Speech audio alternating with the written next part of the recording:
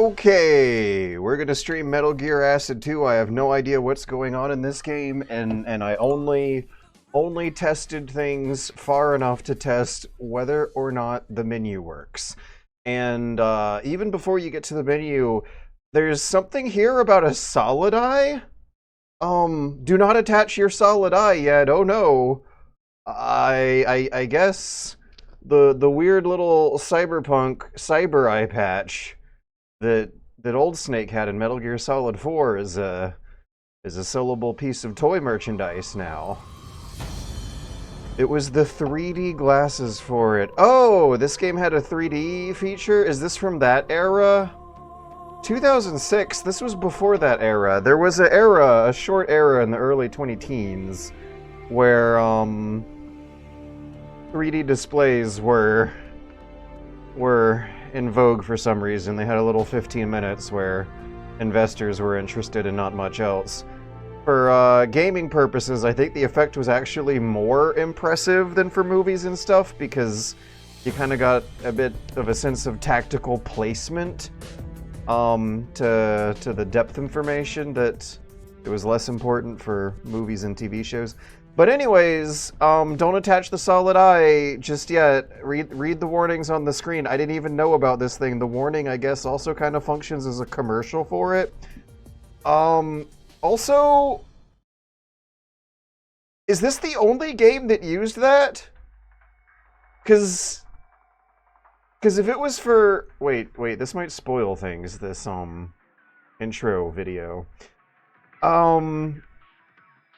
Also, 2006 means that this was after Metal Gear Solid 3, but before Metal Gear Solid 4. Which means that this game was built deep in the throes of the classic era, when video games were still good. But yeah, if the attachment was for other games, they probably wouldn't call it something something like the Solid Eye. I'm sorry, I just had to stop my thought and laugh for 10 seconds ago, because the Snake in this game looks pretty different from the Snake in the main series, and the Snake in this game looks specifically like he was drawn by a woman who wanted to make a handsome, sexy man instead of a man doing the concept art who wanted to make a rugged, manly action hero man. And before Portable Ops, are you sure? I think Portable Ops might have been 2005. If this came out in 2006, it was either shortly after or right around the turn. I guess I also saw a big shell sort of facility situation there. And as the series goes on, they seem to accept the idea that these big shell style facilities are pretty normal, fairly common sights throughout the world. Because of the mother bases in Peace Walker and Metal Gear Solid 5. But if there was also a big shell style thing in Metal Gear Acid 2, I suppose that also gives more credence for them to be fairly normal in this universe. Skip movie, quick mode always, speed up movement in non-players. Okay, X goes back and O selects. That's weird. Password arena. Metal Gear Solid 3 subsistence link. Huh? Exchange screenshot data taken for PlayStation 2. Use a USB cable. Okay. Oh wait, no, I pressed the wrong OK button. Okay. A connection error has occurred. Do you want to terminate? No! A connection error has occurred. Do you want to terminate? Okay. Password continue. I suppose we'll do new game. This was the year there were 3 Metal Gear games in a year. Wow. Okay, so if it was 2005, then that would mean Metal Gear Solid 3 Subsistence. There are 3 Metal Gear games in a year. Metal Gear Acid 2. But what would the third one be? Metal Gear Acid 2. Oh, PlayStation... No, Portable Ops. We mentioned that one already. Okay, this came out in 2005 in Japan, 2006 in the US. Only 3 months behind. We'll call it 2005. It barely made it out in time to be 2005. Okay. Metal Gear Portable Ops came out in 2006. Oh, a year later? Hold on a tick here. 2006. Metal Gear Solid 3 subs. I could have sworn that was 2005. Yeah, December 2005. So there was Subsistence, Acid 2, and Metal Gear Solid Portable Ops. All of which are way better than having to like try and qualify something like Metal Gear Solid Touch or Metal Gear Solid Arcade as another installment from those years where things were a lot better than they are right now. You were able to make a video game back then. You were able to make several video games back then. You're able to fully explore an intellectual property to satisfying extent, given the technology and resources available of the time, and get it out of your system in a few years. You made 3 Metal Gear games in 1 year.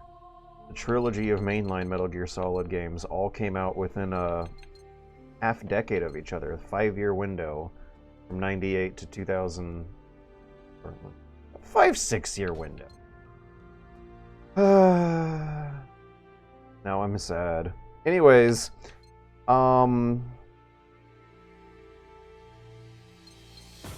new game. Oh no, I guess I'm very tempted to hit normal, because I already know the basics of Metal Gear Acid, but I did not enjoy it. I don't think I was very good at it.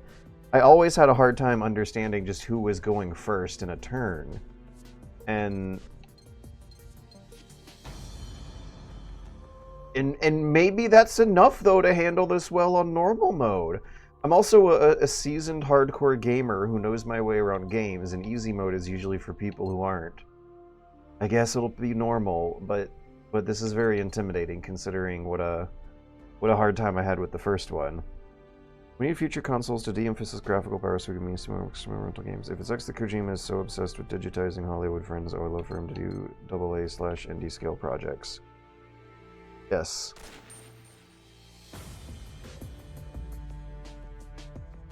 One card and 1/100th of the PTS earned in the previous title can be transferred for use in this game.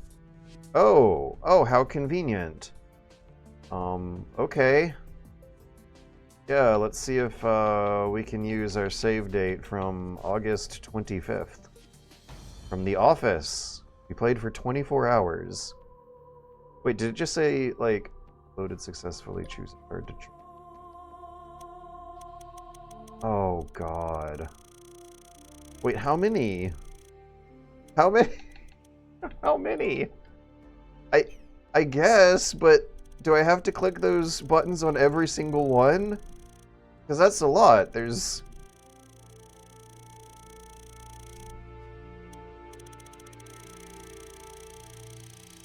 I want to give an exact count, but the math starts to get kind of funny after this 148 here. We start jumping a few digits every few cards. Oh, hey, there's Snatcher stuff. I thought. Gillian Seed, yeah, Metal Gear Mark 2. We were just playing that. There's Ghost Babble stuff. Okay, what were the more useful cards, if I can remember? The game will begin without... no! No, that's not okay.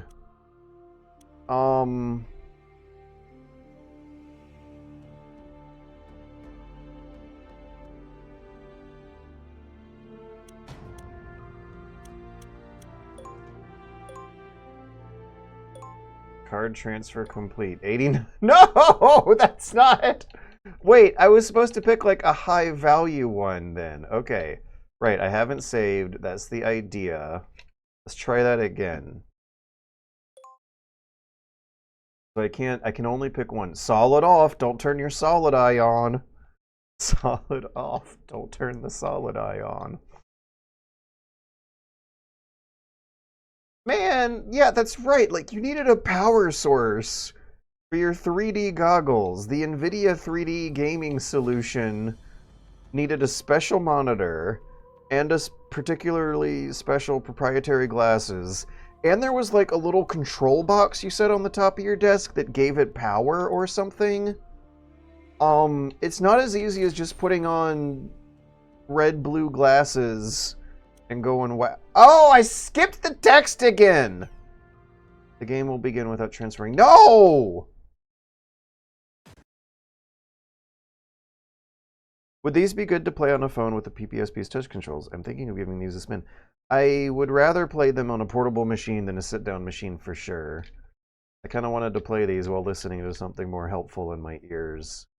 Or doing something more helpful with the rest of my extremities.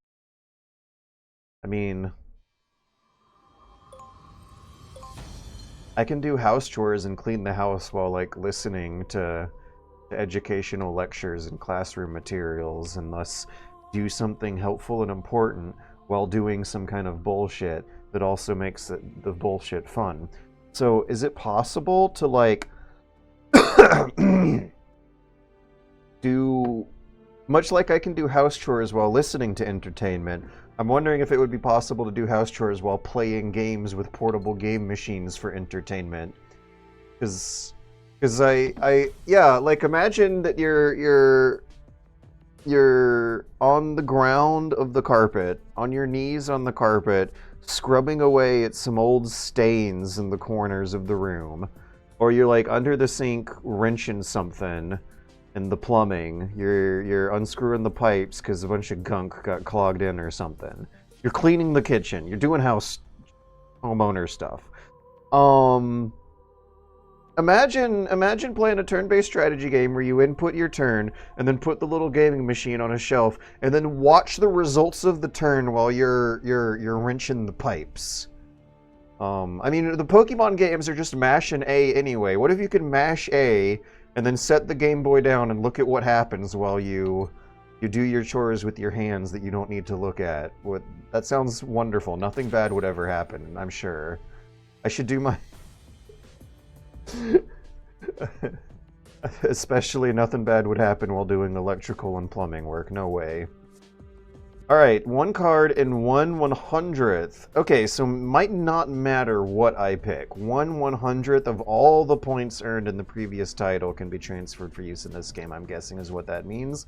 Which sounds like 1/100th, 1%. 1% of all the fake video game money that I earned can get transferred over, which sounds almost like an attempt at having the feature, but not making anything special out of it anyway. Okay, so what's the most special one? Oh, I remember that card sucking. The Liquid Snake card is more like Liquid Poopy. Oh, Naomi Hunter, I remember this one being useful. This was a healing item. But if the rules change about how healing works, it might not be as useful in this one, so I don't know anymore. Kris Jenner. That name is too real. I feel like there's a celebrity or news person scandal named Kris Jenner. Maybe we should pick Gillian Seed. The chances of us finding Snatcher or Police Knots content in Metal Gear Acid 2 are probably diminished if they got it out of their system in Acid 1, and one of the only reasons it might have been in there is to save time during a console launch window. Yeah, let's transfer Gillian Seed just for the nostalgia value, because I more fondly remember Snatcher than I remember Metal Gear Acid. It looks like with your is... Oh, this looks weird. We'll do some practical nanochip expansion training. That icon is blinking really fast, and the texture I'm looking at makes no sense at all. So I hope we're not glitching. Is this what this is supposed to look like? I don't know, I have no frame of reference. I got everything ready? Okay, Snake. Okay, Snake, from here on out, you'll have to do as I say. Tutorial 1, movement. Let's go over movement. The left button and the right button, select cards. And then a window with use, move, and so on will appear in the center of the screen. I already want to be playing this on a portable machine because my eyes are going to be doing too much movement to move from the part of the screen that has the text and the part of the screen that has the character's ass. So I'm actually going to scooch back. I could also move the monitor back, but that would screw up the webcam even more. Caitlyn Jenner. Yeah, I'm thinking of Caitlyn Jenner. Who's Caitlyn Jenner again? Jenner is a spy for the US government. Well, I guess that answers that question. I tried portable ops on my phone with my PS4 controller through Bluetooth.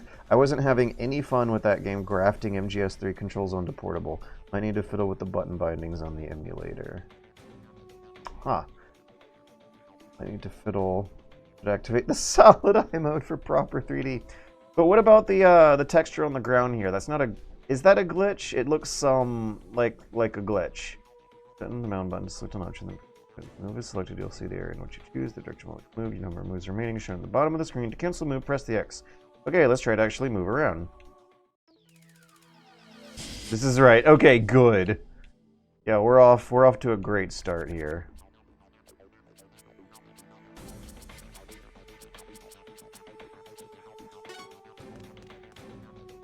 Oh, I moved the character instead of the cursor now. Back. 1, 2, 3, 4. So, is this some kind of attempt at making things less abstract? Also, what do these icons mean? Bloop. Okay, I can change his rotation. I guess that doesn't... Oh! Oh my god, that's so much better. Holy crow. Holy cow. Holy crow. We're gaming now. Okay, so we have yes, no, spin, and crouch. Very normal control scheme. The 0000 display at the top of the screen is the number of cards that the player is able to use in one turn. Okay. Once this number hits 0, the player's turn is over. The command menu will open, and you'll need to select End. You may open the command menu with the X button, even if some of your turns remain, and use End to end your turn early. Okay.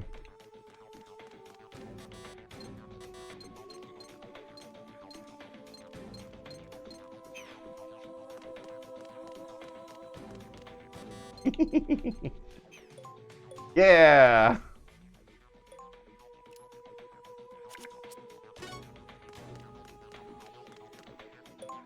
Yeah!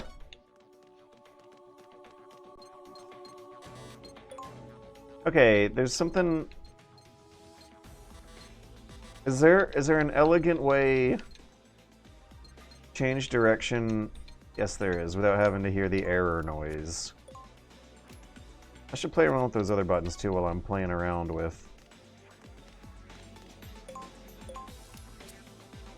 this.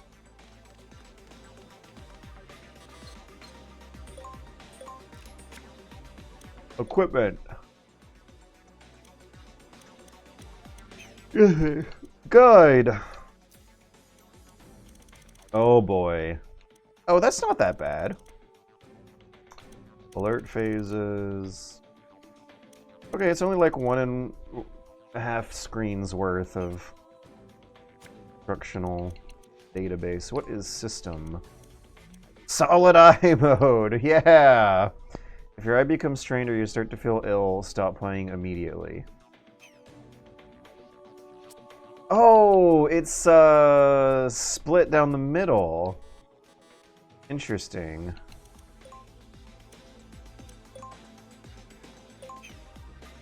Okay, we'll play with... Oh, crap. We'll play with solid eye mode later. This looks really stupid and fun. How did the options mean... Okay, does it come up at the beginning or the end of a turn? System. Solid mode. Okay.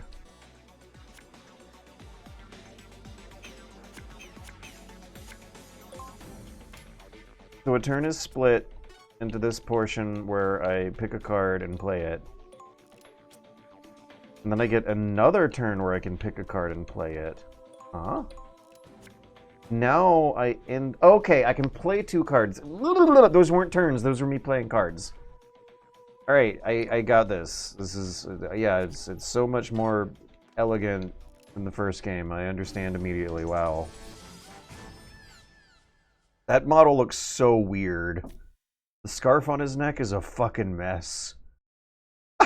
35. It took 35 attempts to walk to the end of the hallway, but I learned a lot on my way there. Enemies and fields of vision.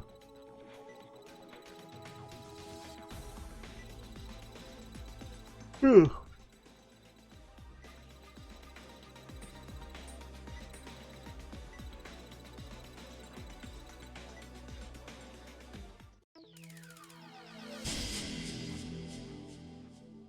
Why is the texture like this? I'm having a hard time interpreting. Is this field of vision tiny?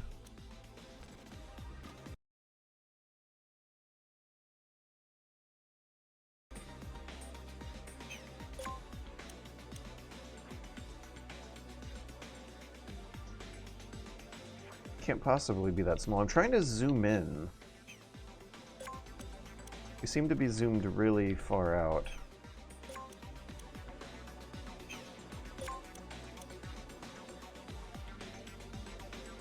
Or is the blue square his field of view? Okay, so yeah, like what... Speaking of the texture on the surface that we're walking on top of here, what even is it? Looks like a mid-2000s skateboard shop graphic motif. But like, who constructed it that way? Why did they want it to look like that? What is it meant to simulate looking at? Like I see some VR grid line stuff going on, but on top it's like they could have put a texture for a can of soup on the ground and it would have made it more sense. That's how his field of view must be those blue squares. They are very hard to see on the white. It's like a bright purple color. But I think I see them now. So the artwork on the ground also doesn't look like a grid. Usually there's like panels of metal or concrete. You hold down the triangle button while moving, you can change your facing. Directional button. Also by pressing the circle button while holding down the triangle button, you can engage in CQC within it. Oh god, that's much appreciated. The punching was very weird in the previous one. Okay, now...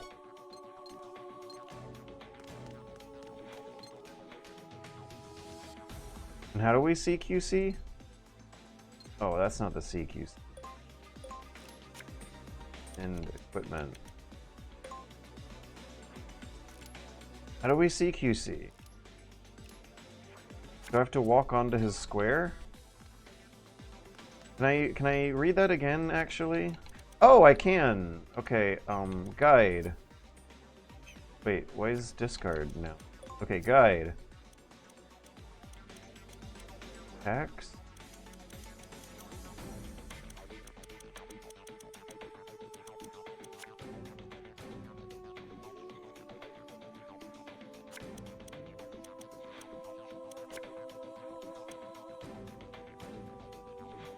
Triangle plus circle. Yeah, that's a weird input. When do I press triangle plus circle? Triangle plus circle.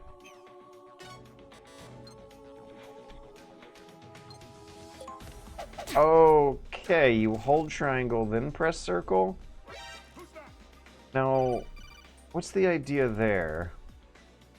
Mission was a failure. How does triangle represent enemies and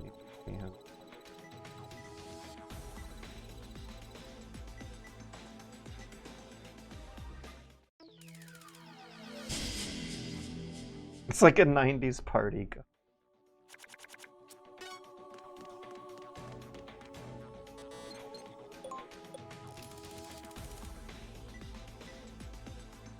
By pressing the O button while holding down the triangle button, you can engage in CQ. For cross, you can do it only once per.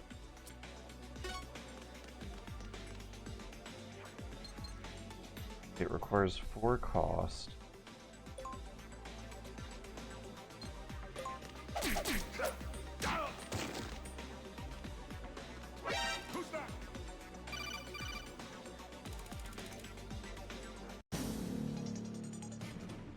Is there a way to do that without failing? I want to point out that the tutorial message didn't say, oh, and by the way, you can hold down triangle and then press O to CQC, but you shouldn't do it right now, just think of it later. It's like they want you to try it out, right? Like, failing is only once.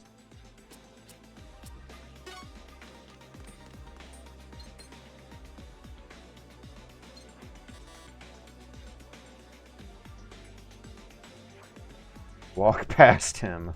Boring. Boring, though.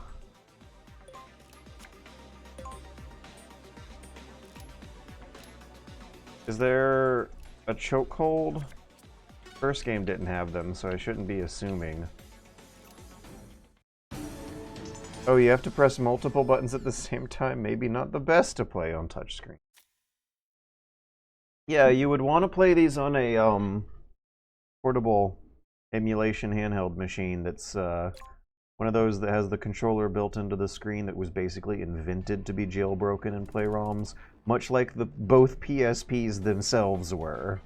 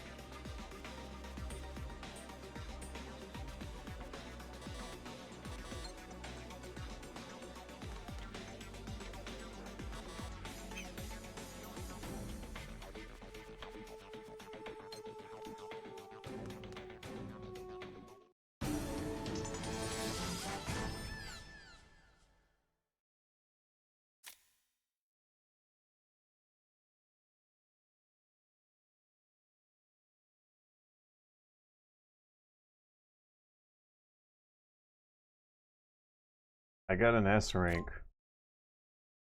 I don't feel like I deserve. Knocking.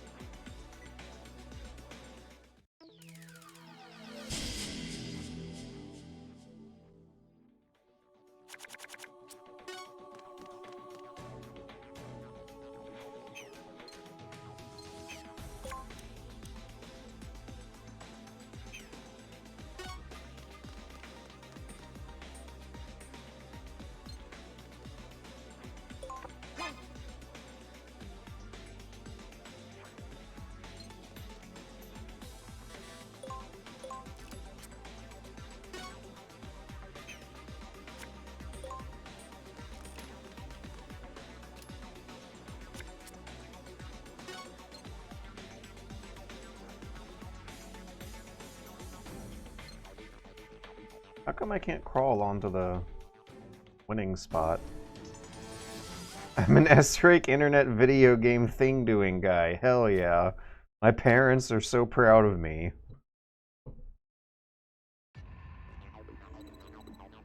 Weapons. This was so weird in the original game. You had to like use a weapon card that you got from the luck of the draw. You had to get the weapons card twice. You had to draw them, luckily, twice. Within a 5-card hand limit. To be able to use them. Select a weapon card with the left and right buttons on the card selection screen. You can use that weapon by selecting use. However, you cannot use a weapon if there is no target within range. You target an enemy for attack while you are flattened on a wall, and you try to shoot that enemy. You will do a surprise shot. Okay, let's try to actually engage in combat with an enemy. Eliminate your enemy. Climb ladders that are in front of you by facing the ladder using the directional button. So ladder climbing isn't an item I gotta pick out of a menu now?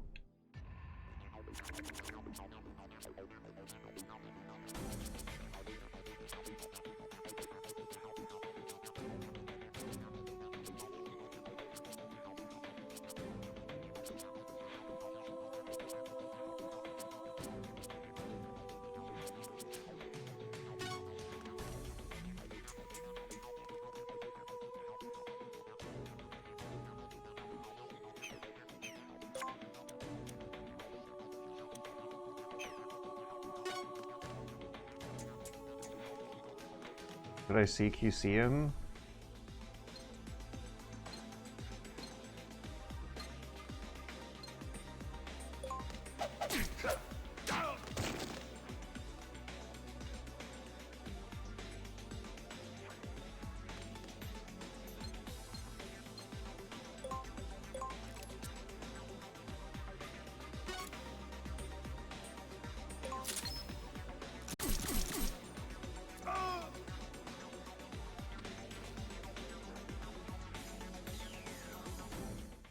That was surprisingly dramatic.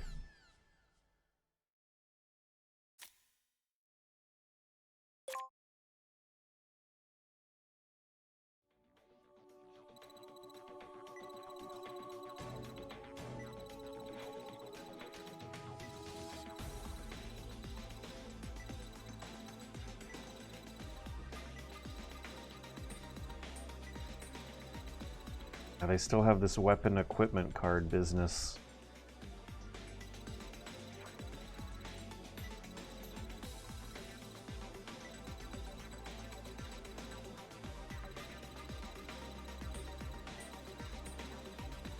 There are other rules and so forth.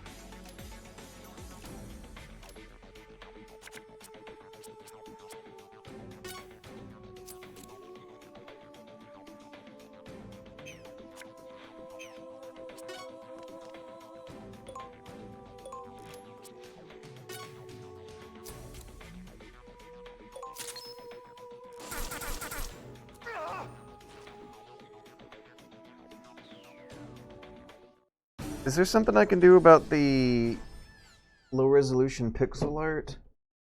The tiny little icons on your status window that have your cards, clocks, and your turn order look worse than I remember the first game looking. In exchange for the artwork being busy in general. Yeah, I don't remember this complex halftone stuff going in the background of the dialogue box. Alright, we're done with tutorial. That took 41 minutes. Consuela? Oops. Oh no, are they gonna spoil the ending of the first game? Do we have to know what happened in the first game? What are we doing on this plane? This very posh private plane with Consuela. Who's Consuela?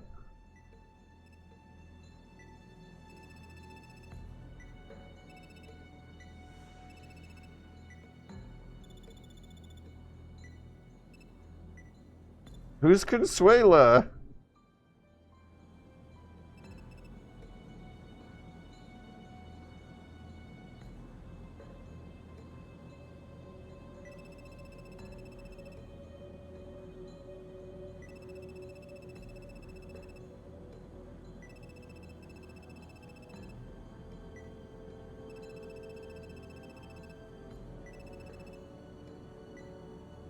Is the Serena Republic?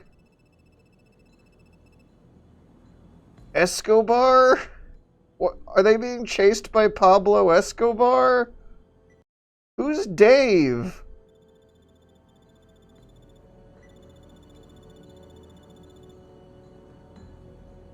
Wait, are they?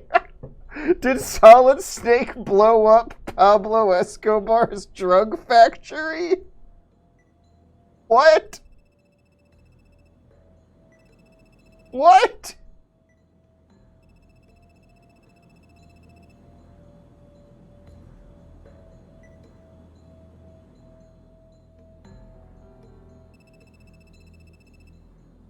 Okay, the first game was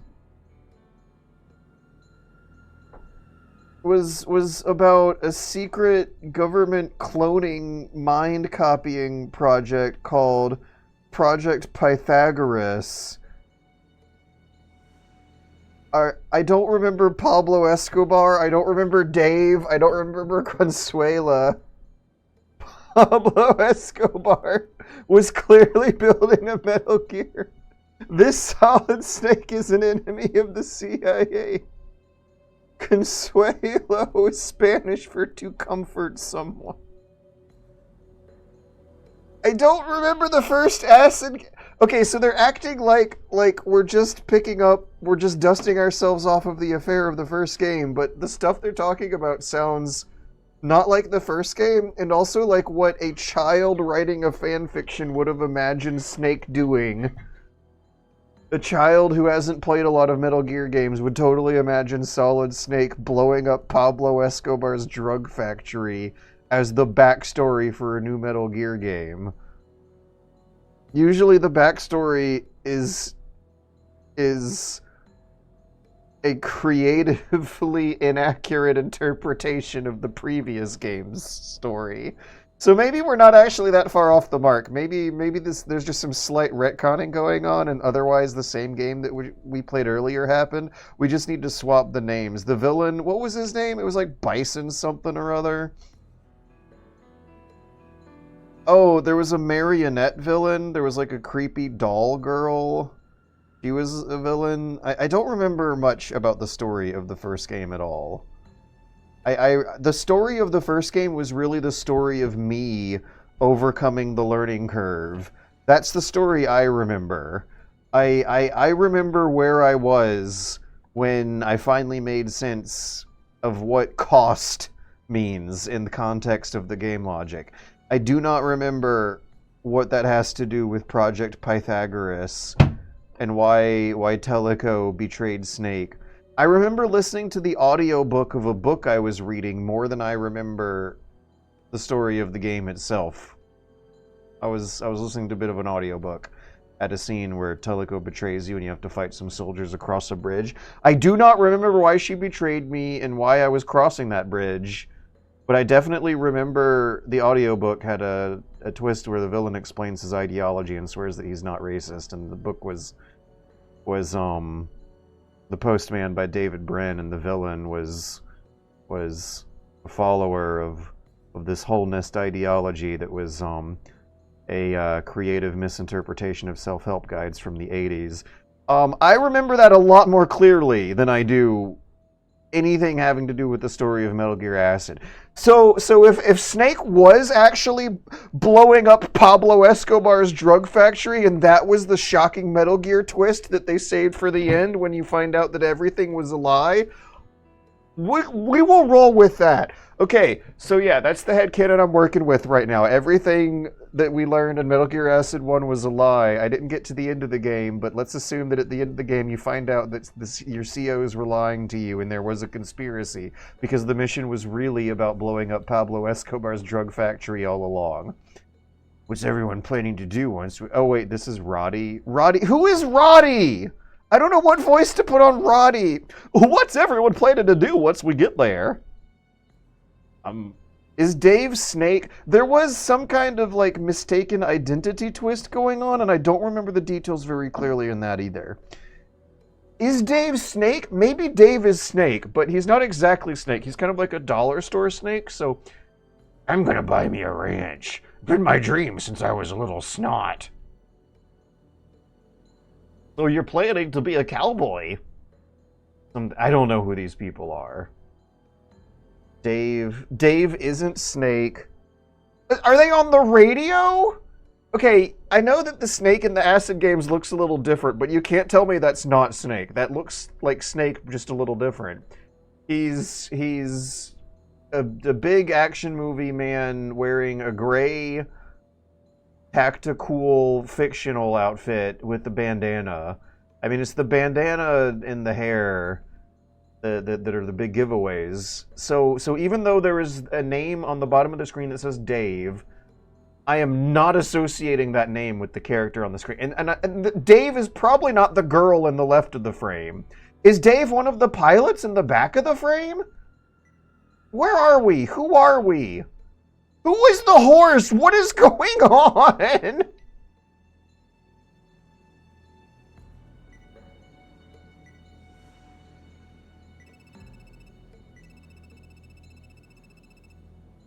Consuelo was talking about a motorbike shop. Oh, she just said Snake. Snake? Who? Snake is there. Snake is allowed to talk. That's not Dave. I guess Dave and Roddy are the pilots.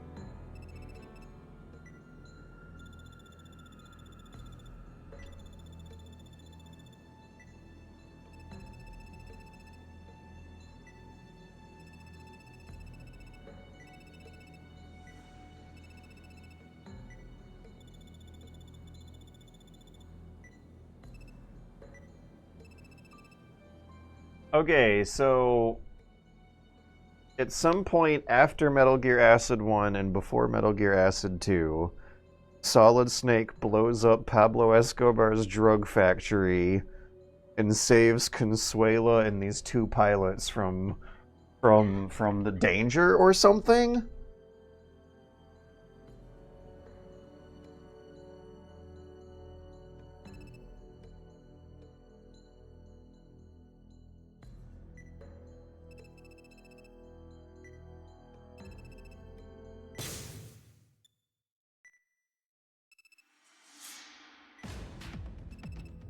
Dalton.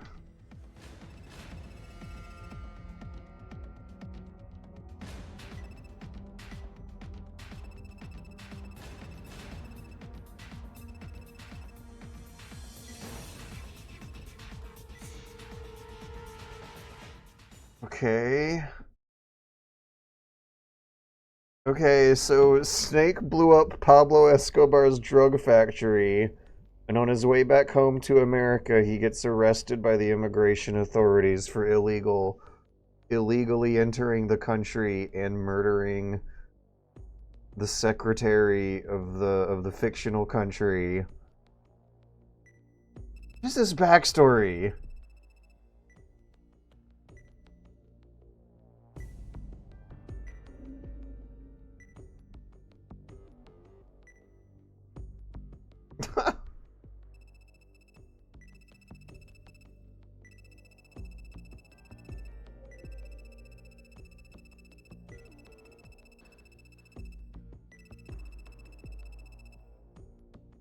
Earl Delgado.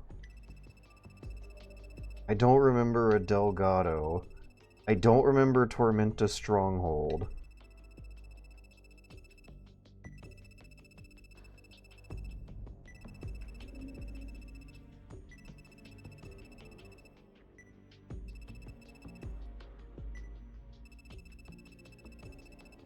South American drug lord?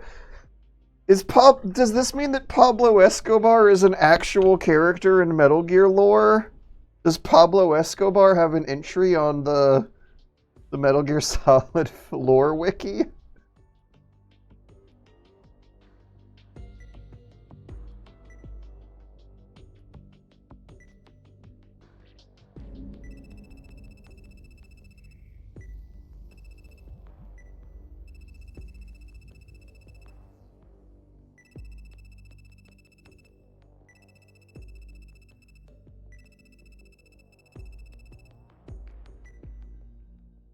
Why is the FBI participating?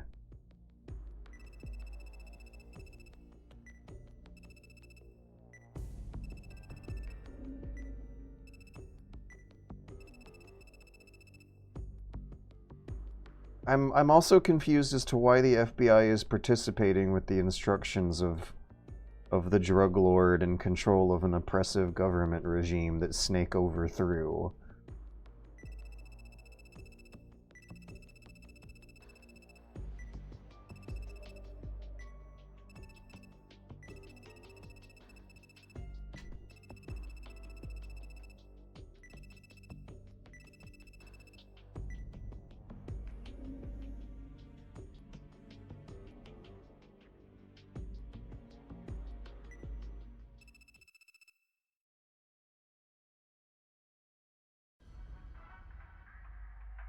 Or maybe it's part of the amnesia thing. Maybe I'm supposed to be just as confused as the character, because the character's confused too. But wait, they said he appeared 3 years ago. And, the previous Acid game came out 2 years ago. Before this one, I mean. 2 years before this one.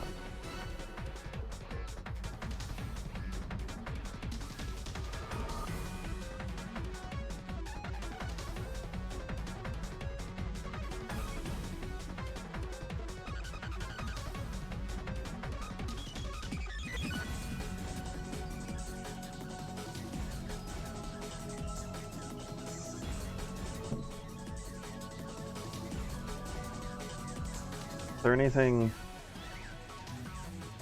interesting going on? Oh good, we got new heroine. We got new Venus heroine. They named the girl character Venus. If Hideo Kojima is a producer and credited on the intro sequence, does that mean this is a Kojima game?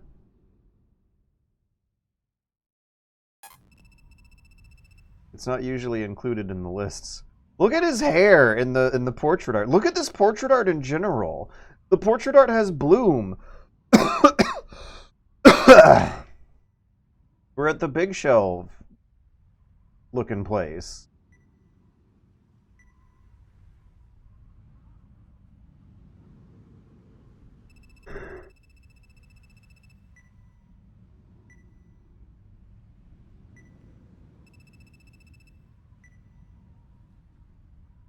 Saint Logic Incorporated.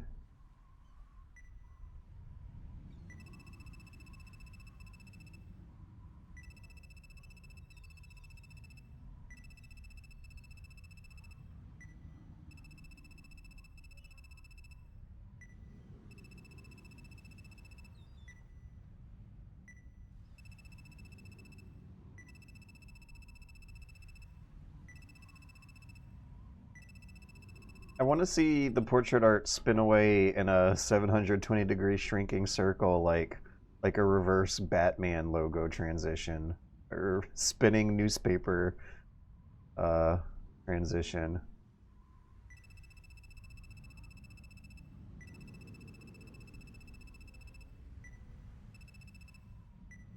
Yeah, look at him spin around. I almost want to hear like cartoony boop boop boop when they spin away. It doesn't seem to match the aesthetic.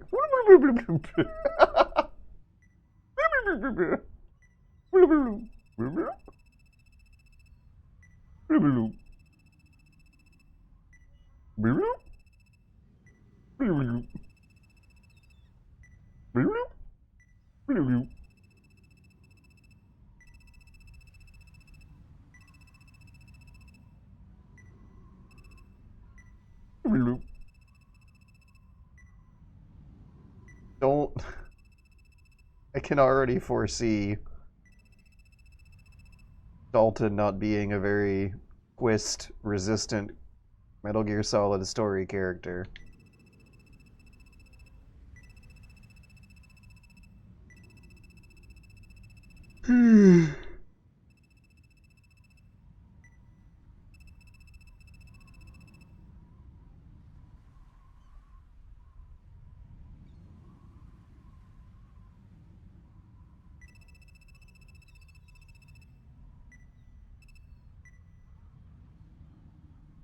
Did Snake get installed with false memories between the game or something?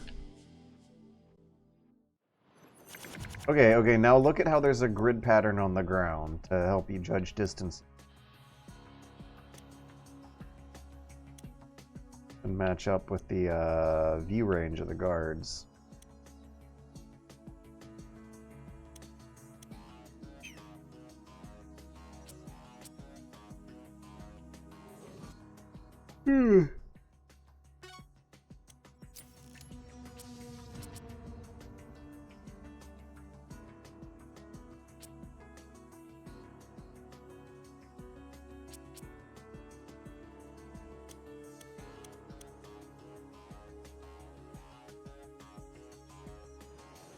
Huh? Huh? Is this that card where I can just make death happen for whoever I want? Or have the godlike power to just distribute damage arbitrarily through time and space? The same FMV from the first. Oh, yep. I just pressed the kill button on my panel and picked someone to die, and they died. That's terrifying. Where did he come from? Why did I... how am I allowed to do that? How did I deserve that? Okay, we can attack with a flamethrower. That's cool.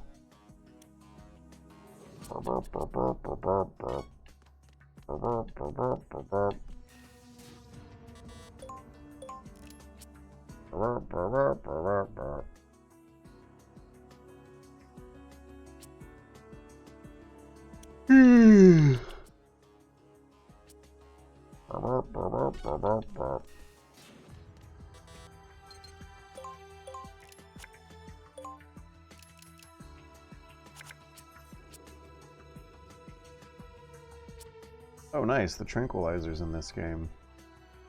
That's a hit plus trap in the block. Oh, nice. They're giving us traps nice and early.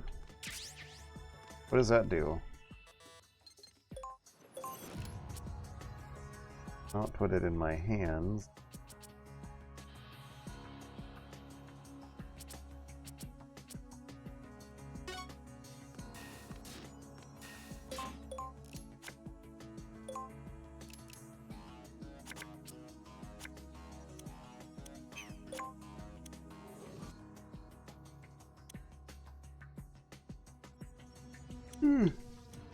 Well, good this looks. When you zoom the camera out, at least. I bet this looked really good on the original hardware.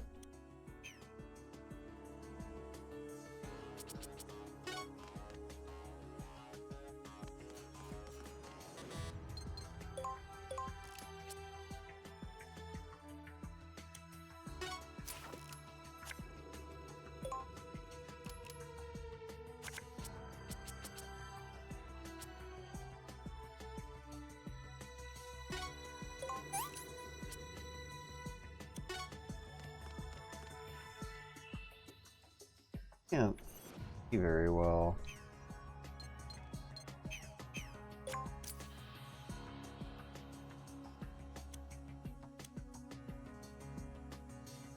Oh, there's another room with some kind of extra to the left.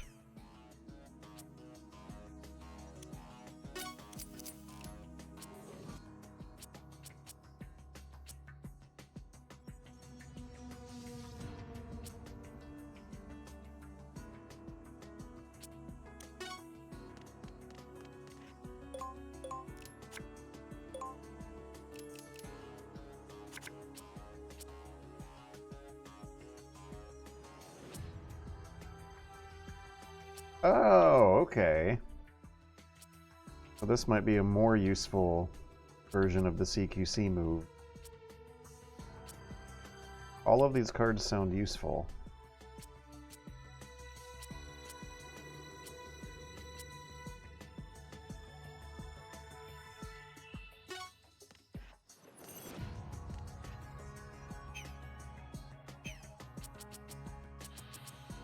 Picking one to sacrifice for movement's gonna be tough.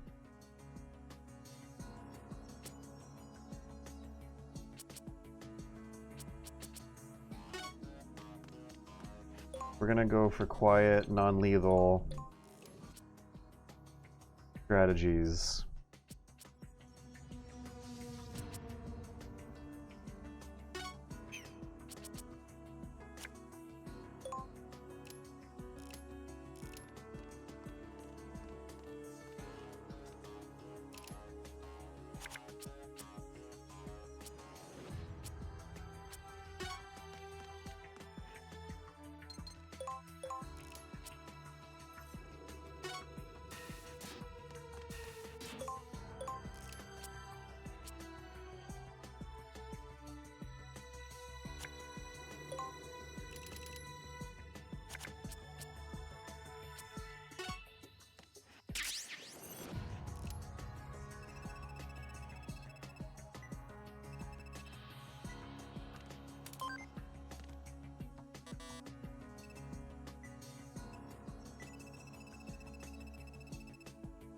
Look at his face! Look at the face they put on Snake's model! He's just gonna be holding that face through the whole 24-hour game.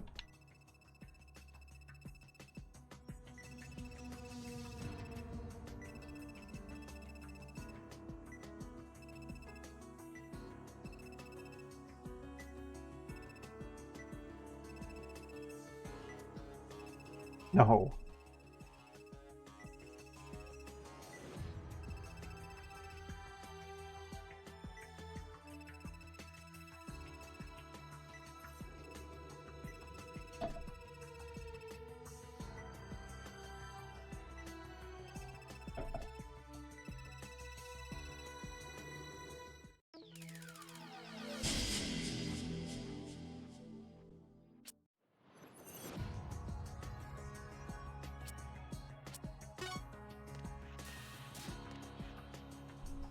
Ugh.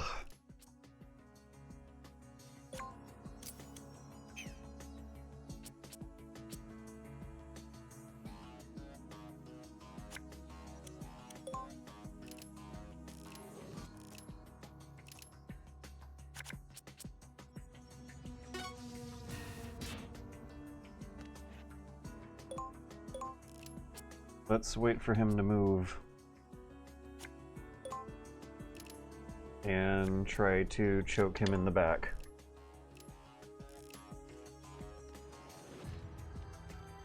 That is a comically huge gun they gave him.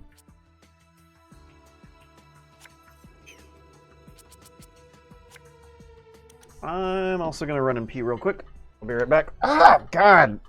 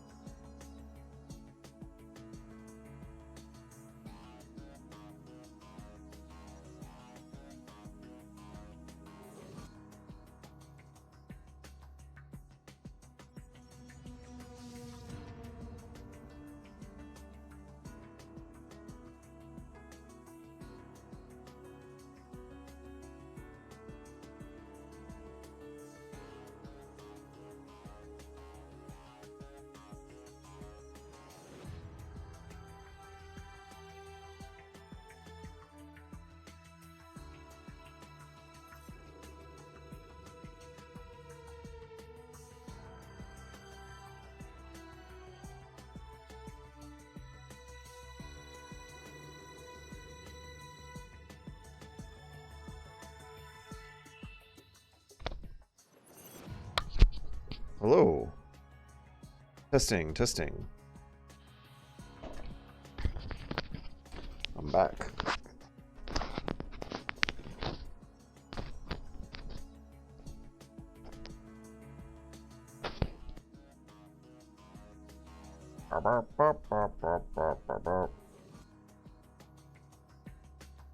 Hi, Spork. I'm Greg. I think the comically huge gun in Snake's face would have looked a lot less noticeable on the original PSP. Yes. I want to test out this back joke. Joke adds feint to target. Can be used 1 block behind target. That's what I'm here for. I think I gotta get out of the box at some point. Can I choke people with the box? Let's find out by making a save state. Alright.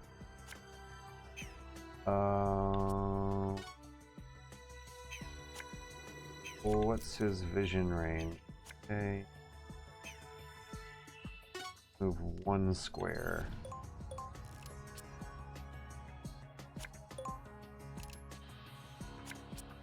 Greg Weedman. That's me, the one and only. God damn it, I think I'm gonna have to use 2 cards to catch up to him.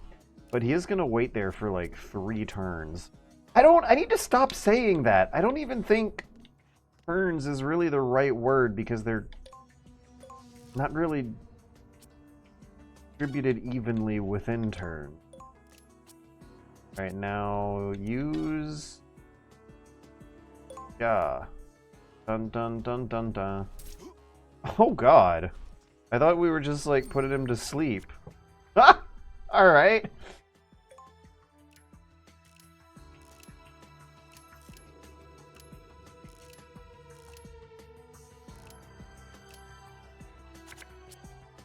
Okay, now these 3 icons underneath Snake's portrait art in the middle center frame, 501, stacked vertically.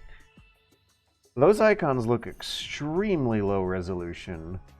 Blurry, they're almost hard to make out. Like, the first one is a couple documents. The third one is a flag with the proportions weird.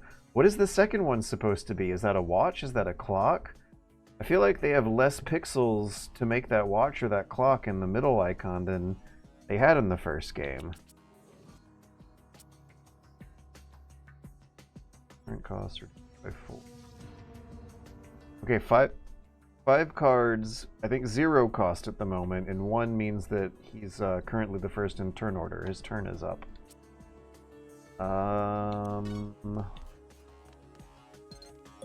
This. I cost by 4. We'll do this.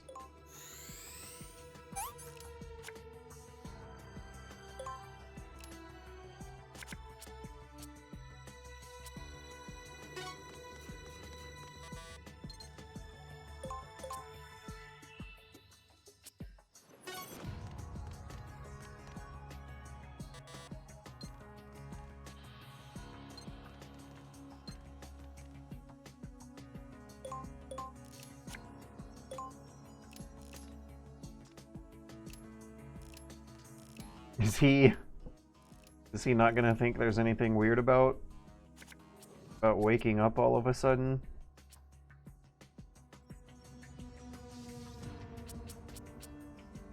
The plus trap and the block.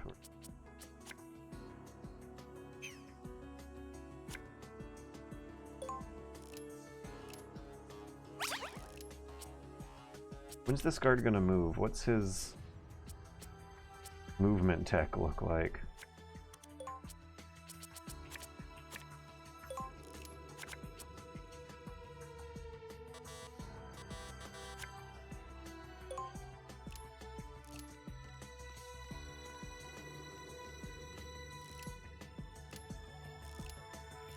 I guess he just never moves.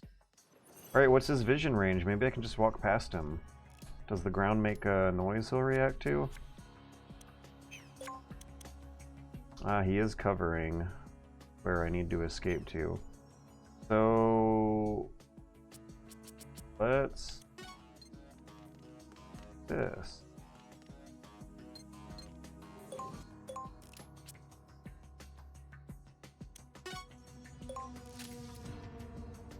Oh, I don't like that. I wish it was an actual 3D model of a pile of barbed wire or something. I don't know how serious I can take the visuals I'm seeing here. Okay, so this time when he gets hit by the tranquilizer and he'll want to make a move, he'll hit the trap. Can be used 1 block behind target, but you know what? That might be too fancy.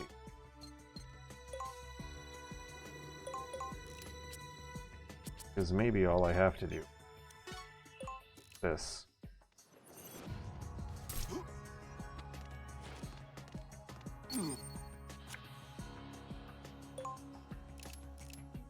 Oh yeah, spy fiction. Okay, spy fiction I think might totally count. No! Back, back, back! Undo, undo! There's a control room to the north. You should be able to access the file from there. Oh. Oh. Oh. Oh? Oh, whatever. I'm really confused now. Control room to the north, but there was an extra room to the north that I missed. Oh, a Dolce, a C96. Attack hit 85%. Target interference has effect. Oh no, do I have to think about interference again in this game?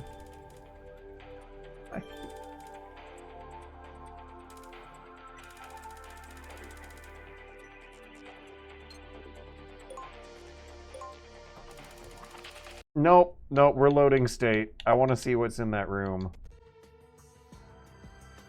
So I also learned how to play the game better. Move. Wait.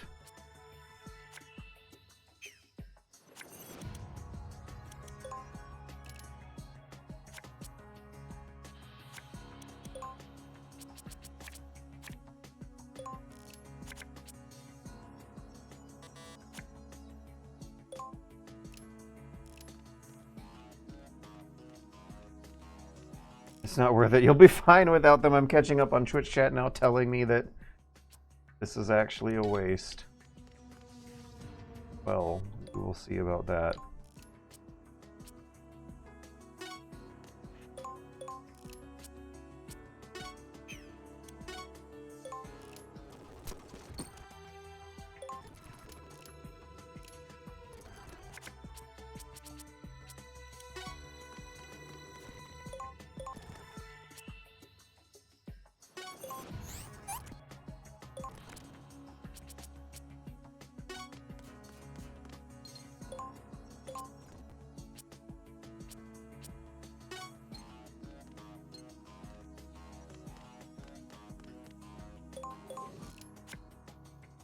Not a waste if you're having fun. I can also press a fast forward button and get through this lickety split. Oh, boy. Oh, boy.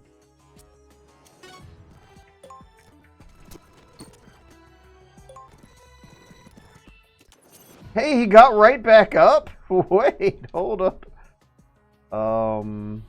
Okay, I gotta use a movement card to punch him, don't I?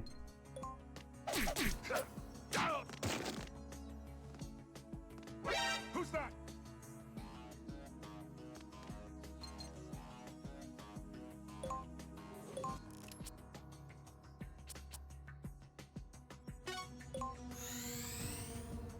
This is not good at all.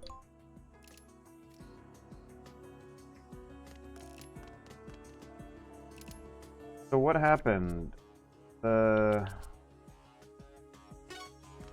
Don't understand. A dice roll. I was fast forwarding through it.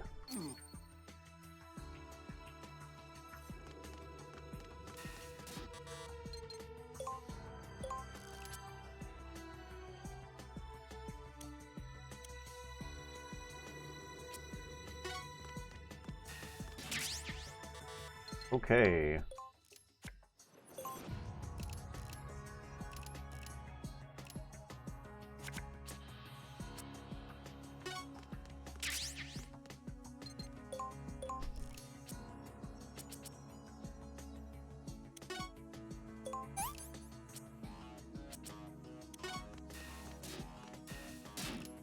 I got 2 AKM.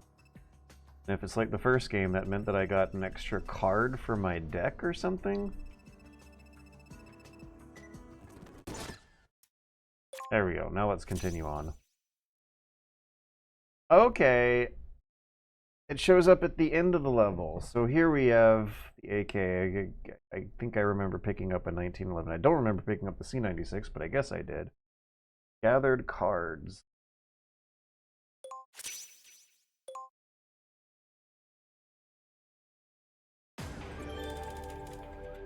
How would I see?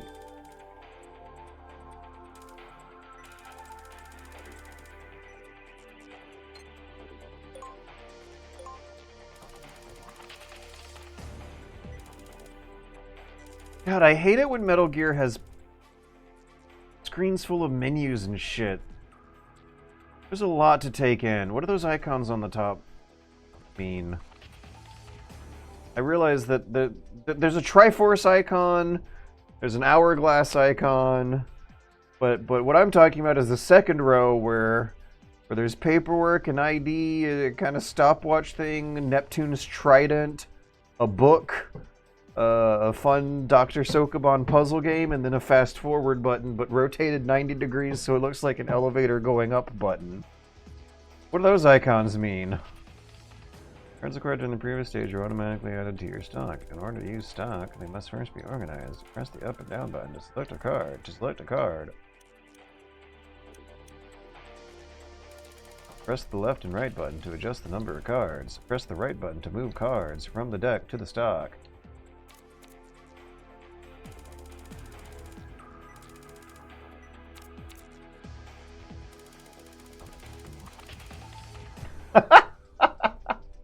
Okay, so the icons that are supposed to convey the idea that these cards are in your active playing deck. There's 3 icons. This is borderline hieroglyphic here. The icons on top of this 2 out of 4 number on the far right column here are cards going up somewhere, specifically a box that's open and ready to get dug through. There's 3 icons portraying the idea of cards actively in play in your active deck. What does the Mount Fuji icon on the left of that mean?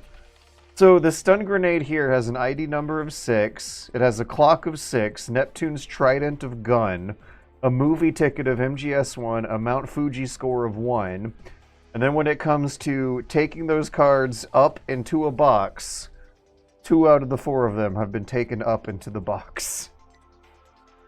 Oh, Lord. Oh, God. What did that say? It went off before I could read it all. A deck must contain at least 30 cards. You cannot make a deck with less than 30 cards. At present, the maximum number of cards is also 30. That's convenient. I hope Gillian Seed is in there somewhere. The number of identical cards in a single deck is limited depending on the card. Using the auto option of the above menu, you can create the best possible deck from the cards currently in your possession. Also, by selecting the upgrade menu, you can... Oh, so that's what those up buttons mean. It's the upgrade. It's arrows pointing up, but they look kind of different on their way up to imply the idea of upgrading. Ah!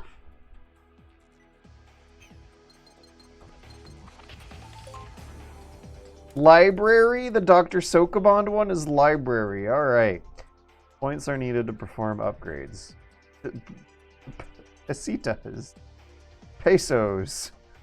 Pitas. Pita bread is needed to perform upgrades. The number of pitas necessary are different for each card.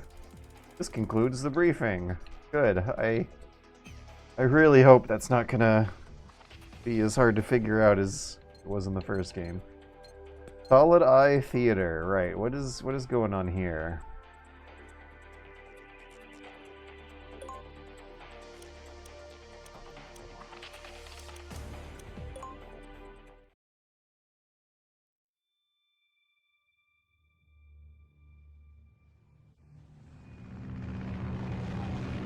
Okay.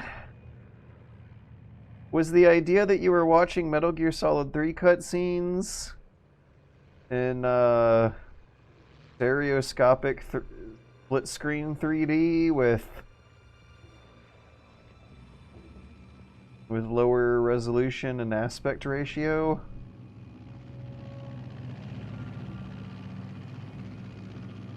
How long does this go for? Is it the whole thing? Oh, it's in Japanese too.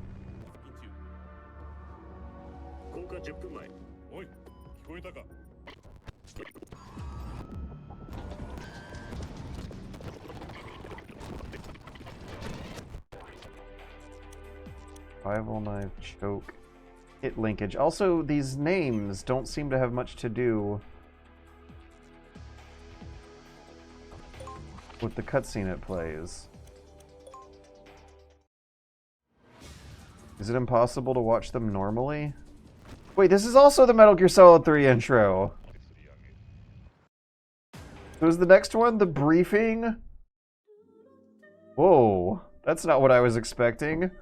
That's not what I was expecting at all! How did we...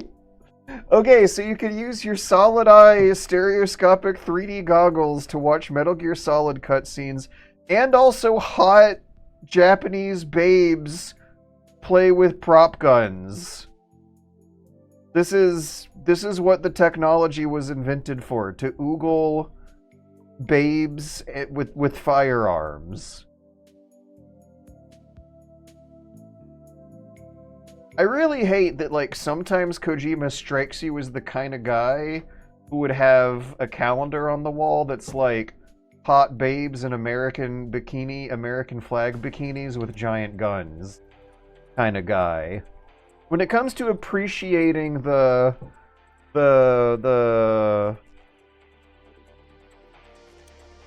existential beauty of creation that is the traditionally attractive female form, I never understood why the guns are like a thing too in the same.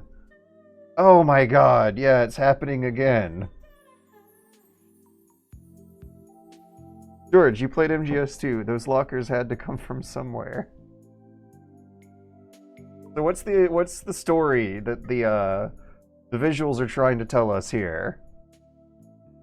Okay, so an extremely stupid Japanese baby person graver idol is doing the thing where they act like a brain dead baby person at the camera.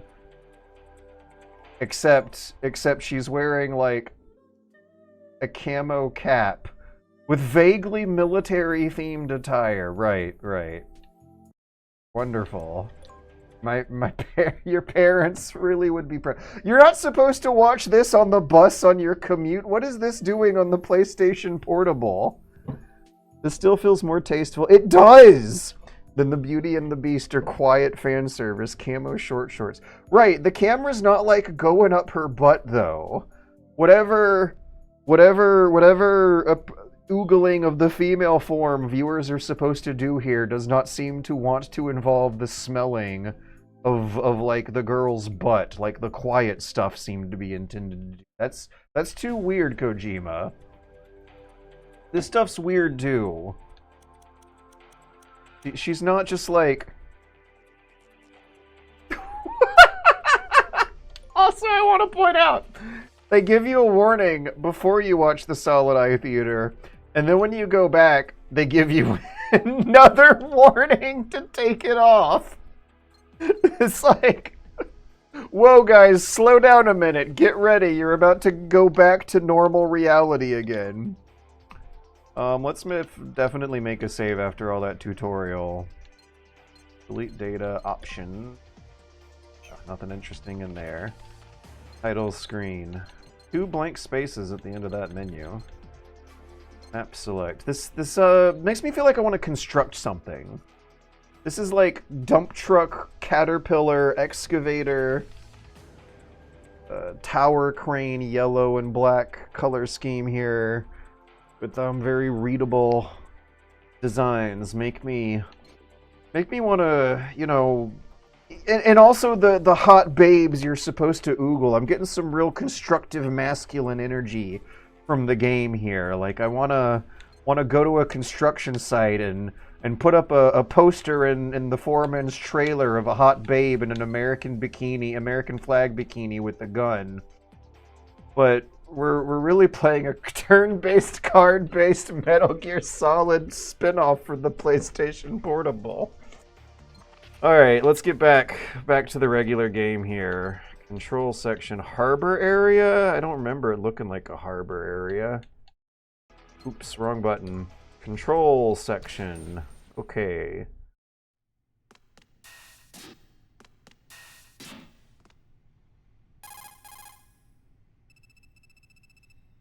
This is Snake. I'm at the control room.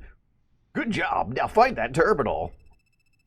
So in the Metal Gear Acid games, your geeky hacker sidekick boy is like an actual man in a suit instead. And I have a hard time understanding what kind of voice he's supposed to have, because Snake and Otacon are real contrast. They're character foils to each other. Much like Gillian Seed in Metal Gear from Snatcher. There's a straight guy and a nerdy guy is how it works. An action movie a tough guy and a nerdy guy routine, but I'm not getting the nerdy guy vibes from your support sidekick in the Acid games. He's like a paper pusher bureaucracy. He's like another spy. He looks like a spy. He's an FBI agent or a CIA agent in a suit who's chock full of intel. Snake's a tough spy, and your dorky, nerdy sidekick is going to be a paperwork bureaucracy spy. That's the dynamic now. Instead of a tough guy and a nerdy guy, it's a tough spy and a nerdy spy. Press the triangle button to switch the action skill view before you see. Got it. Terminal only wants you to be there. Looking at copy that file. No problem.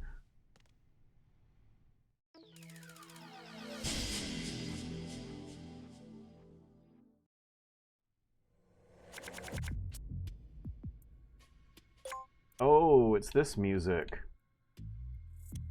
This is Metal Gear Solid 2 music.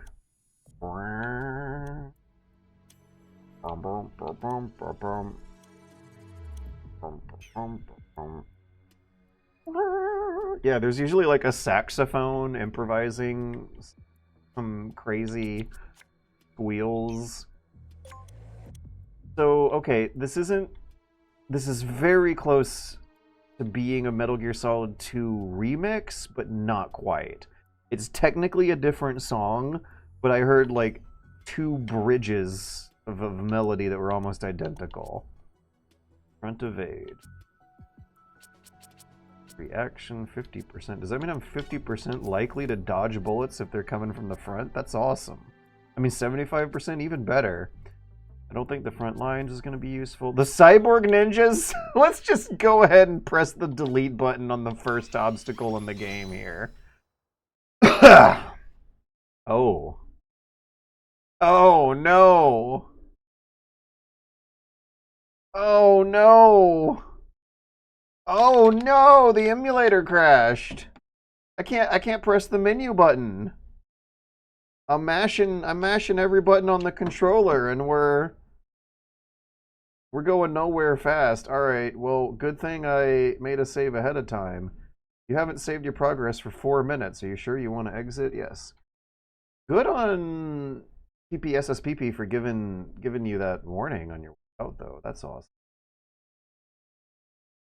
Right. Let's get game captured once again.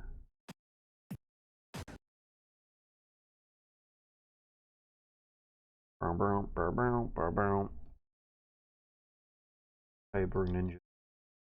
All the FMVs were working flawlessly. Even the weird oogling babes stuff. Glad I made my save after that, not before. Otherwise, we'd have to go through them all again. And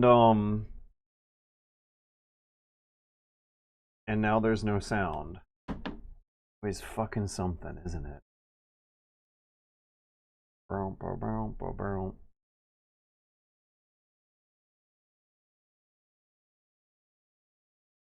Yeah, why there's no sound? Bum, bum, bum, bum, bum, bum. Not muted in the Windows audio mixer. But Windows Audio Mixer is also showing 2 instances of PPSSPP.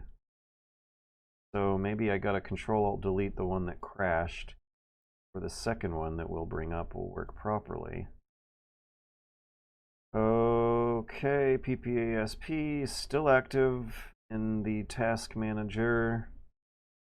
I've killed it. It is no longer active. I don't know if Windows uses that terminology.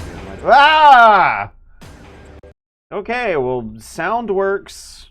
Sound definitely works. Fuck. We're not going to load the state. We're going to load the regular. I'm going to forever associate the stereoscopic 3D warning with blurry, low-resolution video of graver Japanese idol babes stuff. Of non-pornographic images of women that are meant to accomplish the same exact effect by... There we go, that was way too loud. By advantage of avoiding censorship by just making sure that she keeps her clothes.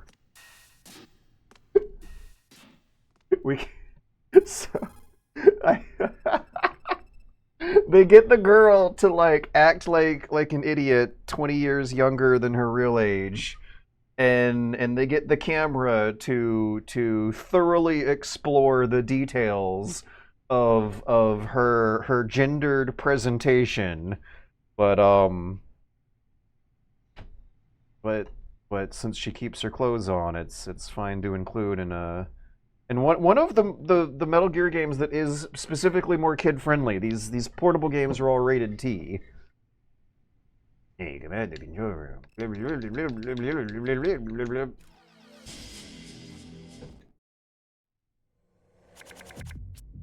not going to give me that ninja card twice. Might be for the best, because I'll actually have to learn how to play the game here. I like the music. I really like this Metal Gear Solid 3... Metal Gear Solid 2 homage stuff going on. Boom, boom, boom. Boom, boom, boom, boom, boom.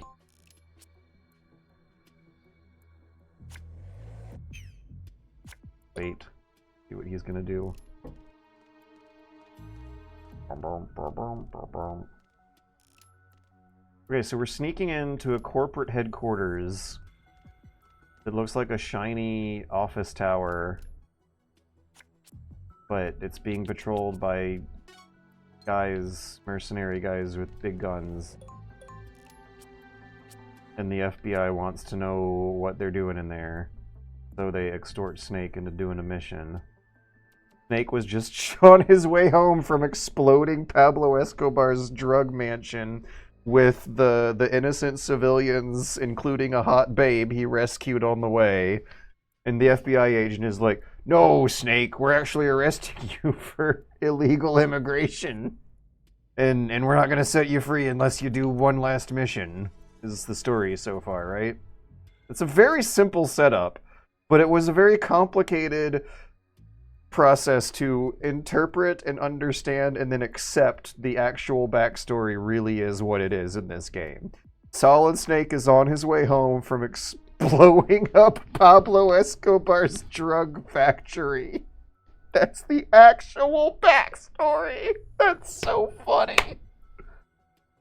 It's so funny because, like, usually Solid Snake's missions are kind of morally ambiguous, and they're about, like, blowing up government property that is getting mishandled or misused. And in Metal Gear Solid 3, it's like doing it in a way that will spark an international incident, but in a way that the international power players agree to.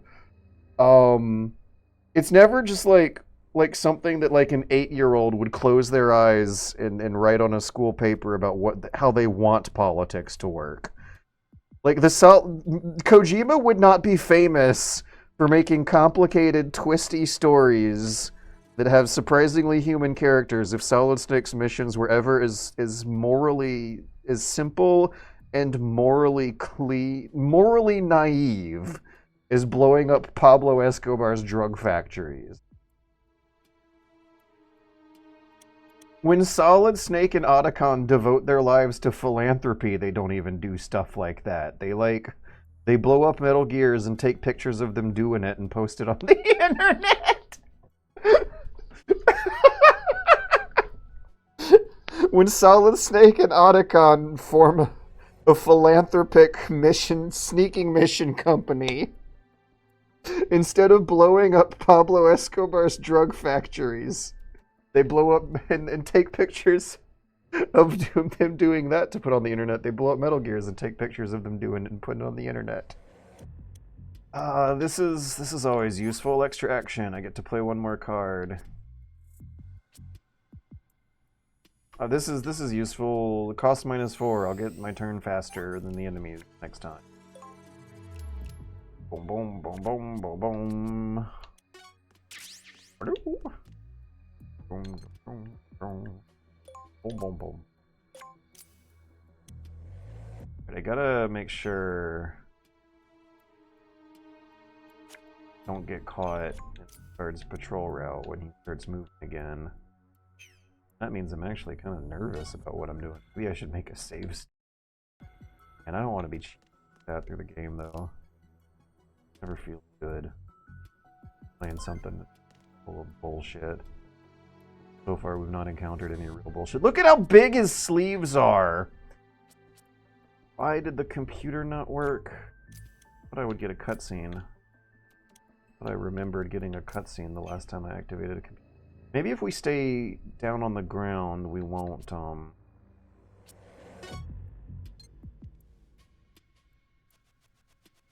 playing things as risky with, the guards. Boom, boom, boom, boom, boom. Wait here for a little while. Boom, boom, boom.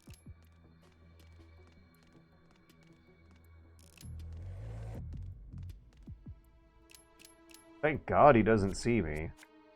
Alright, how does peripheral vision work? He's one square to his right, but not two. Where am I even going? Oh, I also can't try to get on the computer. So maybe I did the right thing. Okay, we're going up the stairs, I guess. Body armor will be cool. Can I put on 2? Can I double layer my vests? Yes! We have 2 vests on. Perfect. George Bush would be proud.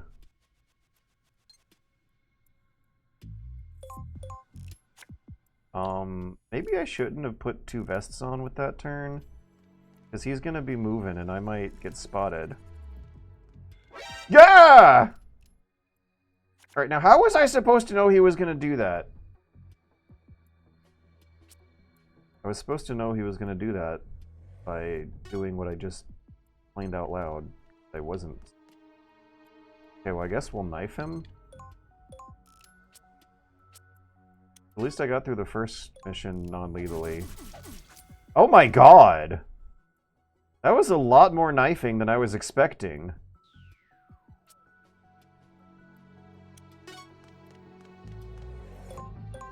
Yeah, I do feel kind of bad for that.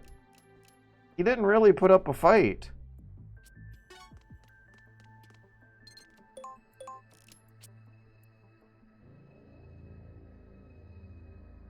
Snake is JoJo's character now.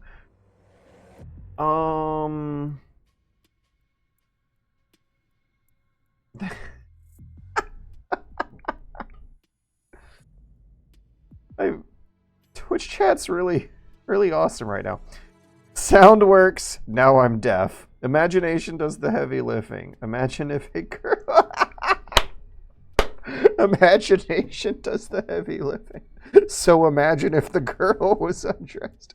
I don't know, not have to imagine considering my last paycheck. Dalton works for ice. The poultry is... Oh, right, the poultry is token flip guy. You brought it up, but last time I streamed, the news was breaking, and no one really knew what to interpret from the big dump of Epstein files. Now we know something to interpret from this latest big dump of Epstein files, and it's one of the, like, most logically, predictably stupid things that possibly could have been unveiled that perfectly explains the past 10 years of political insanity.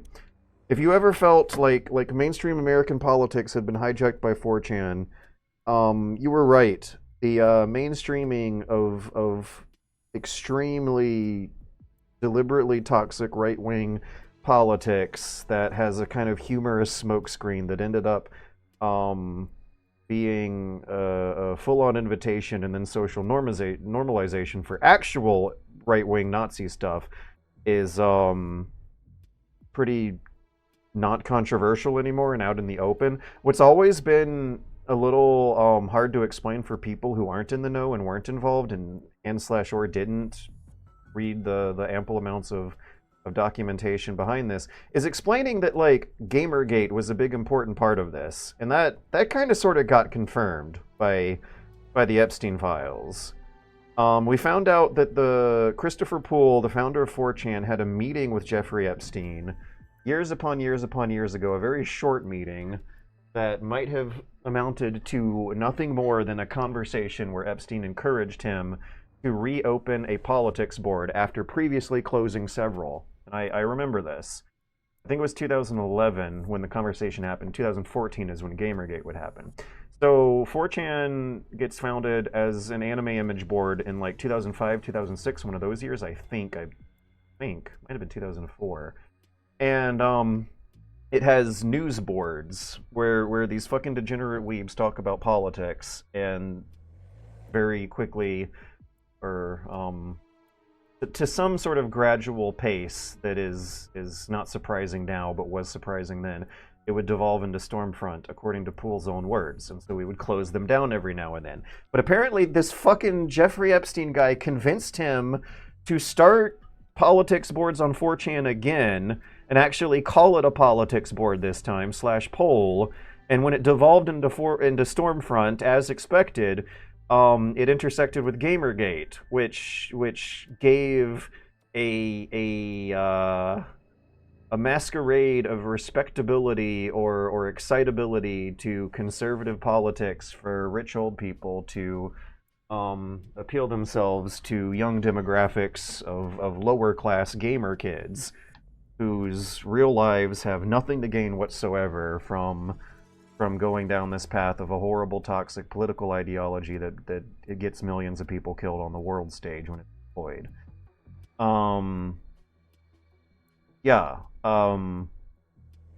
The connection between Jeffrey Epstein and the 4chan politics board, and that being the staging ground for Gamergate, and all the political figures involved, the Steve Bannons and Milo Yiannopoulos and stuff. Like, this is a hard confirmation, I feel, that you're not actually crazy if you ever want to try to explain to someone at a party about how the U.S. devolved into a fascist dystopia because of Gamergate. That Gamergate really did play a large portion, a large part. And I think whatever valid arguments one could have over the topic now is at this point just a portion of how much of the pie slice you want to give it credit for. But whether or not you should be giving it credit... What the fuck? What the fuck? Whether or not it deserves credit for destroying the world, destroying American politics, I think is now the concluded argument. What the fuck is up with the emulator glitching out so much tonight? Solid Snake's head just extended in feet into the air. But yeah, this came up on the last stream. Now there's a little more contextualization making it more sense this stream, but it's still all circumstantial. I want to say that that email in the Epstein files is not exactly. It's pretty close to smoking gun evidence. It is far more convincing than a lot of the most salacious, horrible, nightmarish claims of them all, which is of them like murdering kids and burying them on the golf course. I think there's something more to this Christopher Poole 4chan thing that we've got that we have as actionable evidence compared to that other stuff. That's gonna be wild. So that's part of a lawsuit being alleged by a former soldier, and there's a lot in the Epstein files that does corroborate it circumstantially. I think I'm just less inclined to believe that in the severity compared to how inclined I am to believe that the founder of 4chan would follow the advice of horrible people without thinking it through very much. Well, probably not thinking through it very much because the founder of 4chan doesn't want to think about it very much. Anyways, yeah, Jeffrey Epstein convinced the founder of 4chan to start a politics board that was used to socially engineer a generation of youth into electing one of Jeffrey Epstein's closest accomplices to the office of U.S. presidency so that various powerful forces could blackmail him behind the scenes into... It's growing! Snake's neck is growing! You can see it stretching out in real time!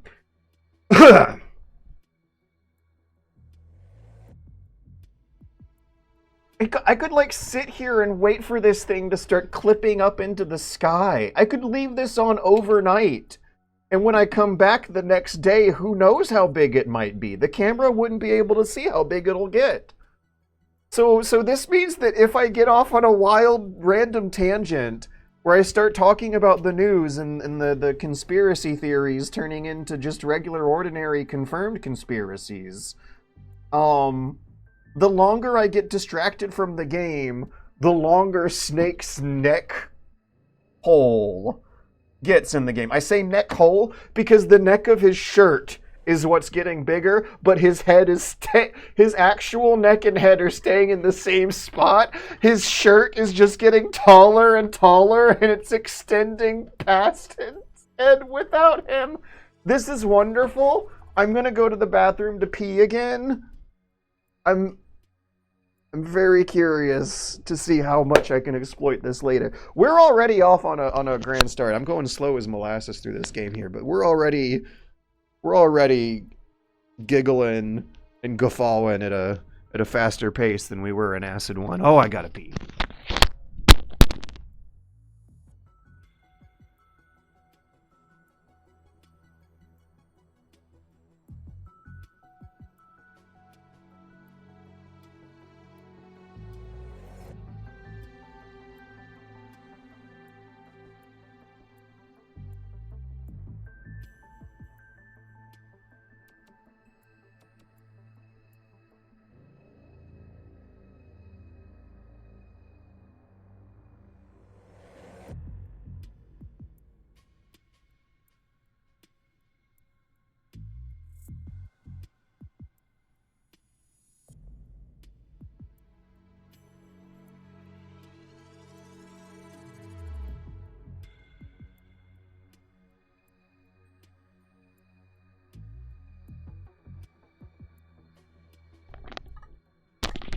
I'm sorry, but look at that! It's going into the menu!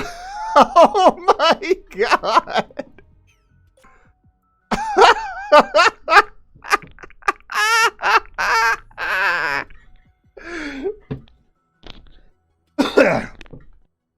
Okay, so I'm trying to recap what we've gone over on Twitch chat so far, and I realize that there are two different timelines we have to keep track of, both of them very stupid. In the Metal Gear Solid universe, Solid Snake blows up Pablo Escobar's... In the Metal Gear Acid universe, Solid Snake spends the early 2000s blowing up Pablo Escobar's drug factories and That's what he's using his soldiering, sneaking, saboteur skills on. Is like an objectively morally good, one would assume at least, before I guess you find out 10 years later that blowing up Pablo Escobar's drug factories creates a power vacuum that destabilizes the country. I don't know. A child who wants to imagine Solid Snake commando types doing something would probably come to that conclusion without thinking about it too hard. In the Metal Gear Acid timeline, that's how the early 2000s happen. In the Metal Gear Solid timeline, Snake and Otacon make a sneaking mission company called Philanthropy where they blow up Metal Gears and post pictures of them on the internet. In the real life timeline, Jeffrey Epstein convinced the founder of 4chan to start a politics board that they used to convince the next generation of gamers to be neo-Nazis.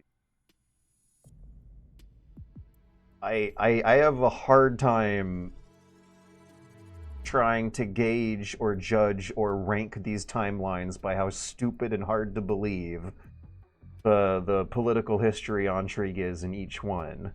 But what is happening in real life has absolutely positively got to be something far stranger than what authors like Kojima could have imagined. I also think that the longer you wait, the faster it stretches. Like it's getting faster than it was when I first noticed this 5 minutes ago. In the past 30 seconds, we have covered a huge portion of screen real estate compared to the earlier. Oh man, we will not be able to fit it on the screen for very much longer, in fact. He's a tower. You could build a city around Snake. I wonder how many pounds of construction material could he support? How many tons? His two little feet are holding it all up down there, and he's about to reach the stratosphere. Wait, I need to stand corrected though. This isn't Snake. This is just his clothes. His clothes are stretching up into the atmosphere. Okay, so also when Solid Snake and Otacon are blowing up Metal Gears and posting pictures of them on the internet, they're also committing credit card fraud, according to Emma Emmerich in MGS2's codec. Philanthropic sneaking mission company. You mean stealing from other bank accounts? I mean, where do you think Philanthropy originally got their funds? I thought they had rich investors. This was before Patreon.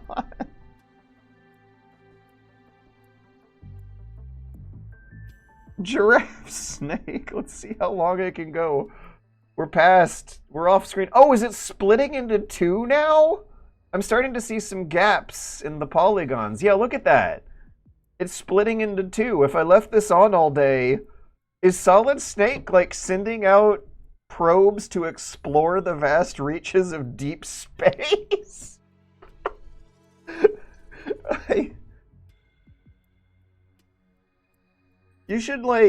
We should put cameras on the tips and see what he can see up there. Maybe he'll be able to see what's going on in other galaxies light years away before long.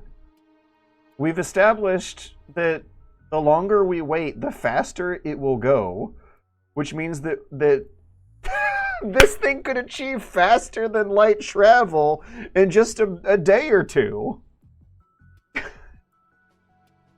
There's no telling, like... No way! Are we seeing the vertices stretch into an increasingly thinner and thinner size, and that's why they're going away? Wow. It's beautiful almost. Look, it's a miracle. It's the beauty of nature. It's blooming. He's growing up and he's blooming into a blossoming, spiky space exploration probe projector. Talking about 4chan while playing a PSP era game has summoned Longcat's spirit. I was wondering what that was about. LOL, he looks like a blocky gun. Maybe update the emulator. This glitch was first reported in 2015, so it's still new builds of PSP. He's only one version behind, 11.19. The Epstein files are like some sort of cursed Tumblr fake story that you wouldn't even see on Strange Eon's channel because it would be terms of service. Stretching out like the Venom symbiote? Yeah, this is fun. I'm not even playing the game and I'm having fun. Discussing real-life insanity while Solid Snake stretches beyond his own plane of existence. It was also, thematically appropriate, right? I think the IRL timeline is the stupidest. I gotta wonder, though. In the Metal Gear Solid timeline, Manhattan... 9/11 happens, and then Arsenal Gear crashes into a whole bunch of other buildings in Manhattan. And maybe that's why the New Yorkers you see at the end of the game are so weirdly nonchalant about it, is that it's is that that's just what living in 2001 New York City was like. Every other day, some stupid big vehicle comes out of the ocean and crashes into something, and you just get used to it. Yeah, I don't want to give a confident answer. I don't know which timeline is stupider, real life or Metal Gear Solid's timeline. Both of them are very, very stupid. Exponential elongation. I hate that we're living in the dumbest version of MGS2. Well, I mean, one thing that I can think... MGS2's conspiracy, like, also would naturally assume that everything is a conspiracy. And it, okay, for clarification, MGS2's conspiracy logic thinks that such, small, minutiae details of any kind of abstract information at all is a conspiracy theory, including, like, human genome stuff. Like, they have an argument over how many alleles are in the human strand of DNA or something like that. And it turns out that the Patriots manipulated that data. And in real life, the conspiracies don't seem to be that interested in medically important data. They just seem to be interested in who Jerry Seinfeld and Donald Trump were dating in the early to mid-2000s. Jerry Seinfeld showed up. One of the least surprising culprits. Oh, I saw a post about how some video gamer people showed up. It was like Call of Duty. It was a post that got taken off of the /r games subreddit for being too political.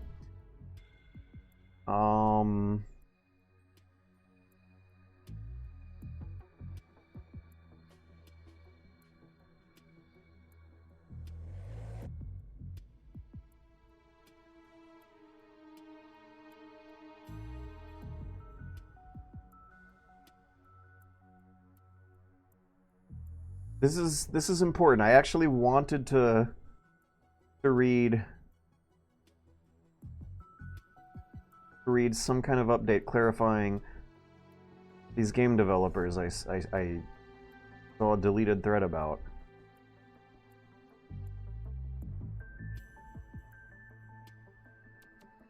I'll post a link to it in the Twitch chat. So we got a Wayback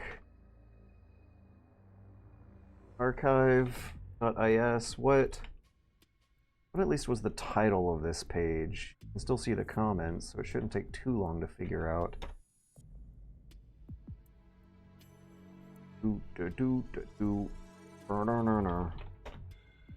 There's also good news reading music.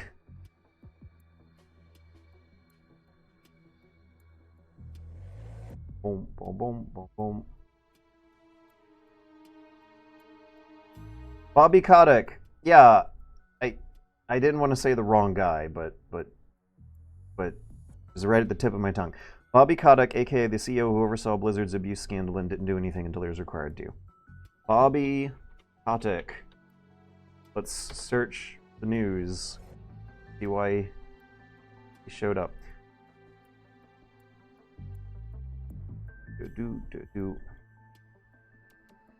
The other thing we're also finding out is that it like didn't matter if you were banging kids with Epstein. You could try to be on your best behavior around this guy and still get like talked into opening up a politics board on 4chan. If someone, it says here that Bobby Kotick had a dinner with Epstein, and hearing that like Christopher Poole had a ride with Epstein to disastrous results. I don't think a dinner. Who knows what kind of bullshit they could have screwed up for millions of people over the course of this one dinner. Why it matters that former Activision CEO Bobby Kotick had dinner with Epstein. What people didn't expect was the depravity and veracity. Also the stupidity. They can barely write down words.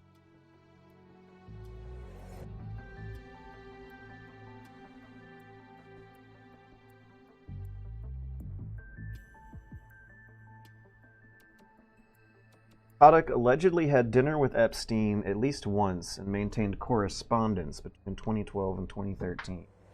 Kotick's name is listed in Epstein's Little Black Book. Okay, what's the significance of that? Does that make his name more important than the others? Correspondence features discussion of budget concepts, chief among them microtransactions.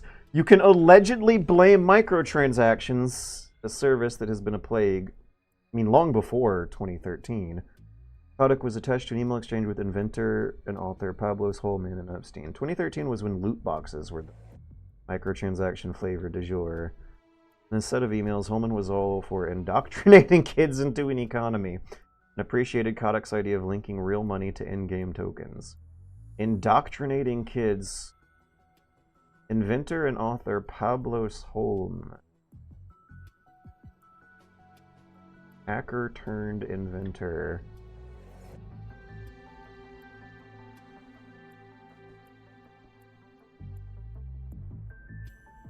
Like a tech bro kind of guy.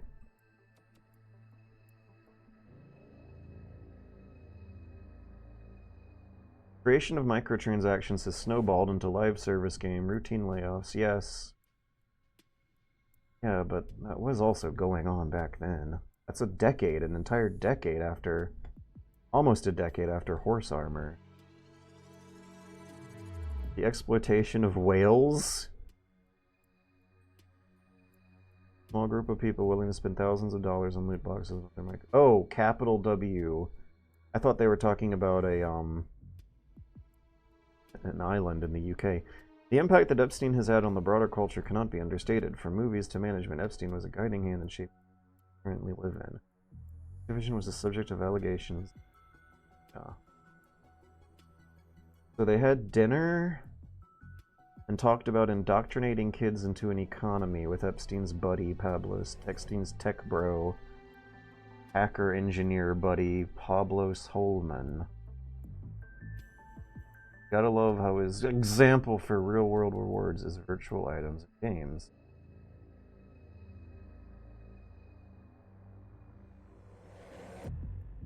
Learn to read. Equal earn cell phone minutes, iPhone credits, virtual items, and games. I like how Bobby Kotick says learn to read and then makes a very questionable spelling decision. Why are they putting the equal sign for E?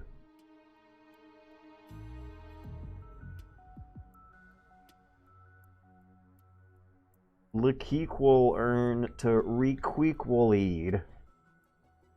Weird. So 2013 was a couple years before Overwatch formalized the loot box stuff. Maybe 3 or 4 years before Fortnite formalized Battle Pass live service stuff.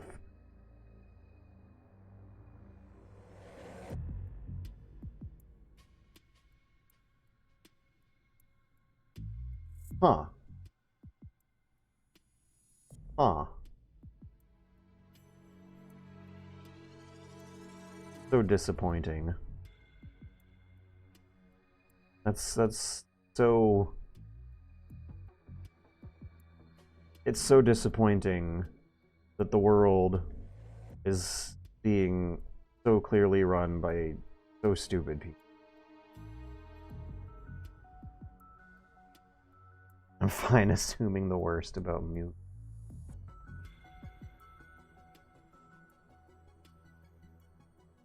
This news calls Zoe Quinn of Gamergate to come out of hiding. She's been out of hiding for a few years now. She basically came out of hiding when Blue Sky became a viable alternative to Twitter because Twitter was unusable for her. I've been following Zoe Quinn for about 1.5 years now on Blue Sky, but I think she might have came out of hiding 2.5 years ago. As someone who didn't actually meet Poole, she sent someone else a text who was in the same room as him. Her analysis of what was going on in Poole's head, or what kind of guy he is, isn't a lot to go on. Yeah, Christopher Poole has never struck me as being an actual 4chan degenerate incel neo-Nazi. He strikes me as a nerdy man-child who did not expect things to spiral out of control the way they did. He's been trying to keep his head low. He's not really been super directly involved in 4chan in general throughout its whole history. He has tried to contain it before and then sold the site, maybe thinking that it absolved him of responsibility. What even is his job at Google? Yeah, he doesn't strike me as an evil mastermind type guy. He strikes me as impressionable and distant, not very interested in thinking deeply about it.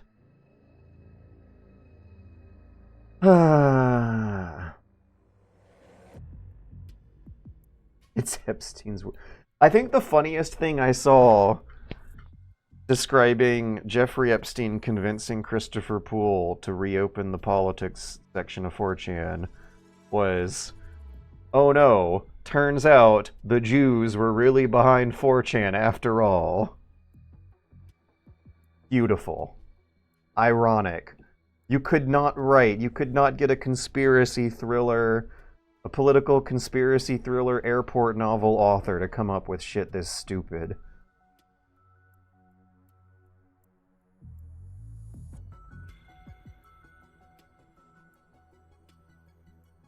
We need more Solid Snake simple.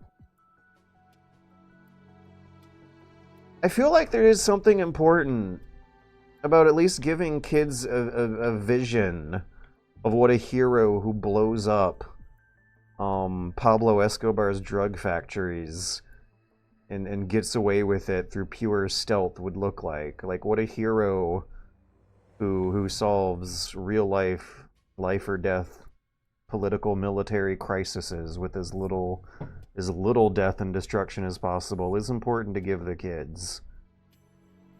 I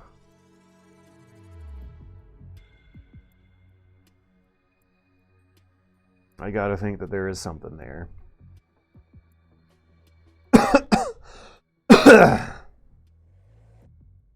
I saw someone else mention that it's frustrating that they act like they're having deep intellectual debates and then their emails are like, "Hi, Jomfrey, can I come to your islet? Let's invite Jerry Seinfeld over for lemonade." Mastermind? Absolutely not. I'm not ruling out evil. Evil would mean like some kind of sociopathy disorder, right? I feel like if that were the case, he wouldn't have the kind of brain on his shoulder to stay low and stay quiet about it. Last I heard of Poole, he was apologetic, speaking alongside the old owner of Encyclopedia Germanica. A nightmare blunt rotation. There's no way this Escobar mission is that simple. Keep playing the game so we can see the inevitable twist. It is Metal Gear after all. No, this is not the Escobar mission. The Escobar mission was the backstory. This is something else. This is corporate espionage. The FBI is extorting Snake to send him on a sneaking mission. The FBI is killing people using Snake as the tool. just because they want to know why this corporation is so into hiring heavily armed and armored guards to protect their HQ. Do you think they'll remake 1 and 2 like Delta, or is MGS cooked? I think they'll remake 1, and I hate it. I think they said something like that in an interview, that it was the plans. The sales of Delta weren't horrible. They weren't great. They were just maybe in the middle, which gives it a shot. Did Snake just go invisible? Oh yeah, what's happening? I haven't been paying attention. Oh no! I missed it! Hang on, now we're just pockets and a couple gloves. We're a backpack, a couple gloves, a comically oversized knife holder. It looks like a couple magazines. Oh, and the bandana. The bandana is floating around in the air. Disembodied. Beautiful. Gorgeous.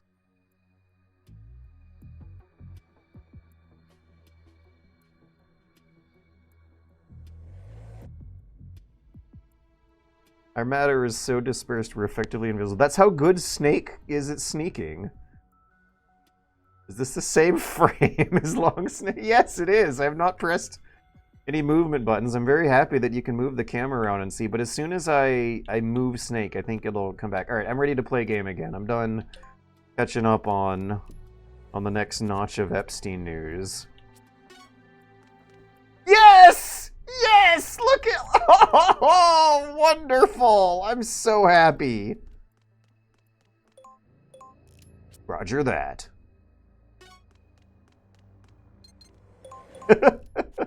He moves with such confidence. Oh, I should have used the Cyborg Ninja card on this guy to make sure that the game's extra stupid about everything I'm seeing on the screen. Oh, he's back. Gosh. How much... I wonder what actions I can do to retain the glitch effects. I also gotta... Oh, wait, no, he's gone again! The glitch effects are back.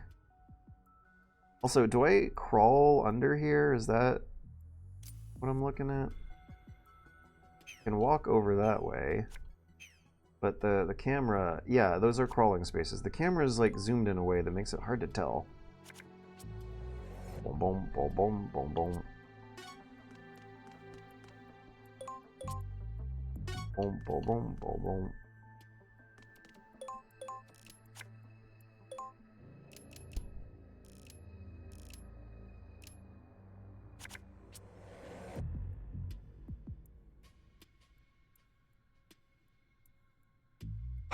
The Jews were behind 4chan all along. An evil, shadowy conspiracy of billionaire pedophiles who portray an outward appearance of progressive philanthropy were actually,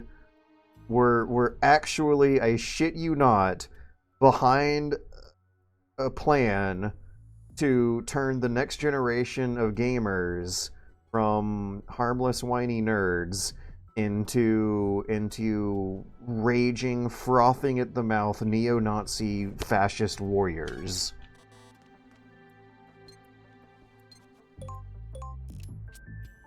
And like, them being gamers was the point. This is an actually important thing. I can't crawl through there, actually. I'll crawl through the other one.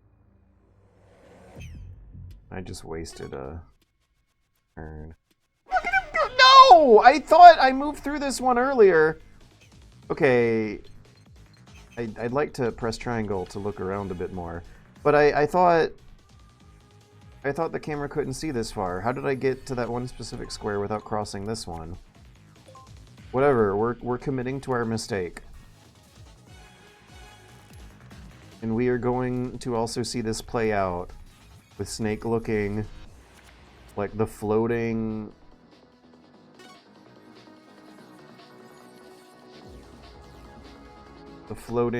pile of cubes that he is. I need more cards.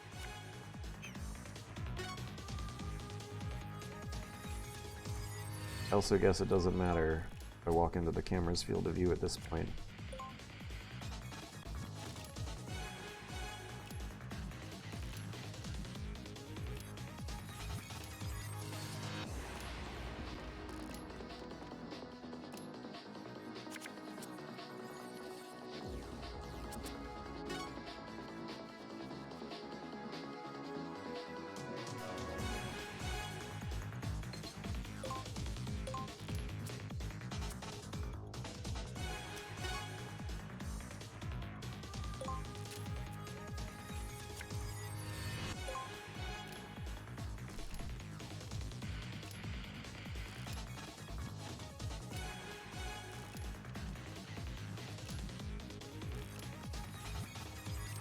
I also hope this persists through the whole game.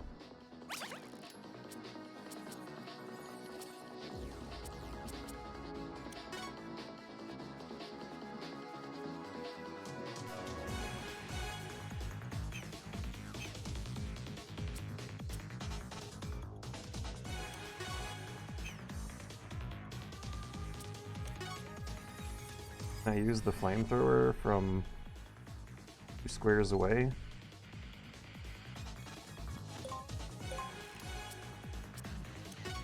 Yes!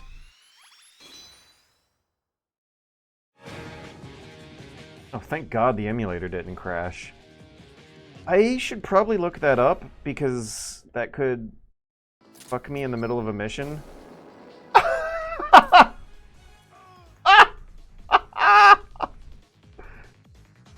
Save state, save state, save state. Da-da, da-da. Oh no!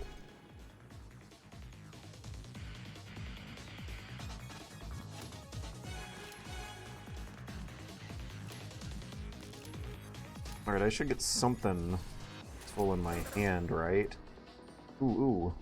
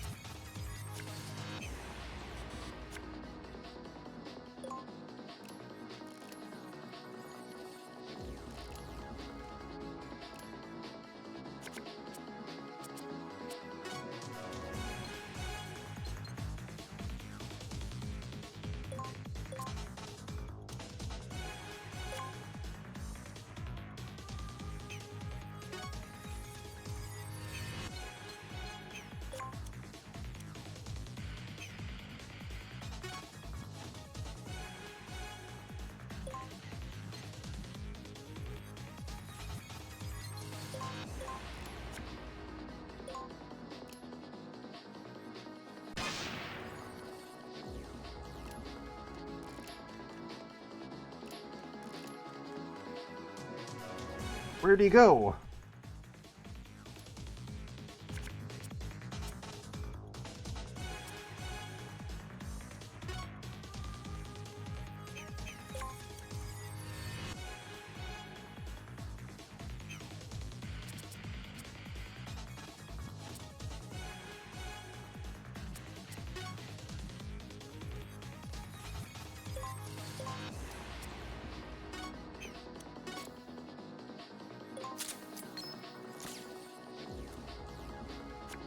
I think that was a miss.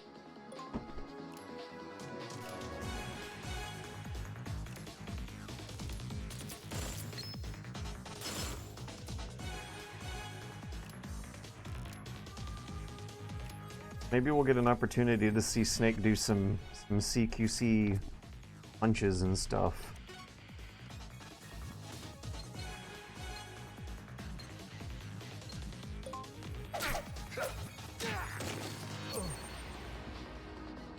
That was beautiful.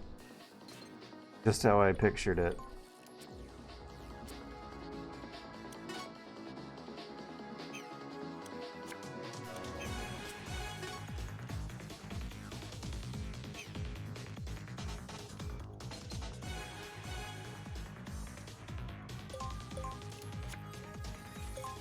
I feel like the way I escaped made a lot more sense than most of my encounters the first game did, where I kind of just sort of ended up killing everyone instead of getting clever little escape scenes going. So I can cover my trail and slow them down as they chase after me.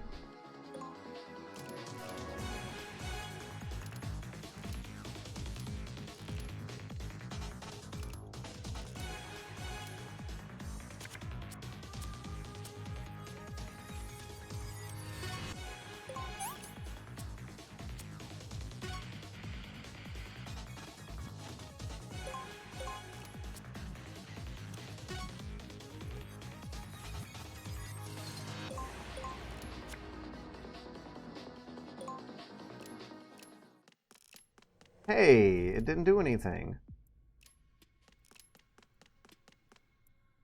Does it only work if they stop on that square? It's a very specific ask. Maybe I need to reread the description.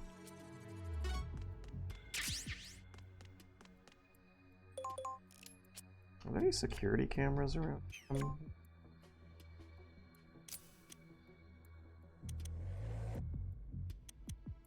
Oh, there's a door I missed. Yeah, let me see if I can... opportunity. See what's behind that door before I end them. Ooh, there's another box. Ooh, there are 2 doors, actually, around here. But wait, I'm not quite done saving the day from bad guys. Come on, come on. Oh no! Oh wait, I think this hurts me too. It's hard to tell where... Okay! Got him. Dun dun dun dun dun. Dun dun dun.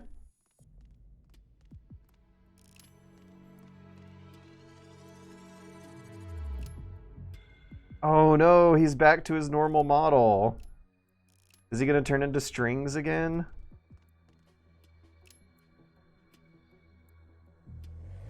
When he gets up, is he gonna spaghettify?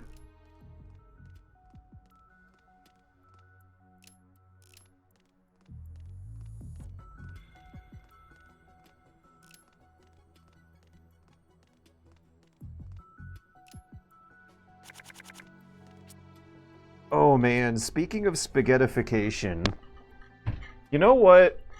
I wish I could be the first human cadaver test subject for getting thrown into a black hole. If science and technology progress to the point where some generation of humans in the future are actually able to explore around outer space and conduct experiments in or around actual black holes, it would seem reasonable to think that at some point they would start tossing things in. Maybe starting with inanimate objects, pencils, coffee mugs, then moving their way up to dead animal test subjects, before then moving their way up to dead human test subjects, before then moving their way up to live test subjects. I don't know if I'd be willing to be, like, a live test subject, but if I'm gonna, like, die someday and leave behind a corpse that's just taking up space and not doing anything useful for humanity or science or whatever, I would happily donate my cause to science if it meant that they would throw me into a black hole and spaghettify my corpse. Science needs to know if when you go in a black hole, it really tears you apart into little spaghetti strings, like what happened to Snake stretching into the ceiling just then. And the best way we could confirm this is by me, very heroically and generously, I must add, donating my body to science to get thrown into a black hole to see if it'll spaghettify. Hey, nothing happened to me when I stepped on it. Does something happen to me if I stop on it? Look like it. I saw a guard walk out of here and they had an interior. The game developers put an interior behind this door, so surely it'll open up for me. It looks like there was a kitchen on the other side. Let's put on the box, just in case. Oh, wait, hang on. Before we get out of here, let's press the kill button on the bad guy. I guess the camera's a bad guy. It crashed! It crashed from the FMV videos. I can't bring up the emulator meta menu either to load up the save state, so I gotta close window. I haven't saved my progress for 9 minutes. How much are we gonna lose from this thing?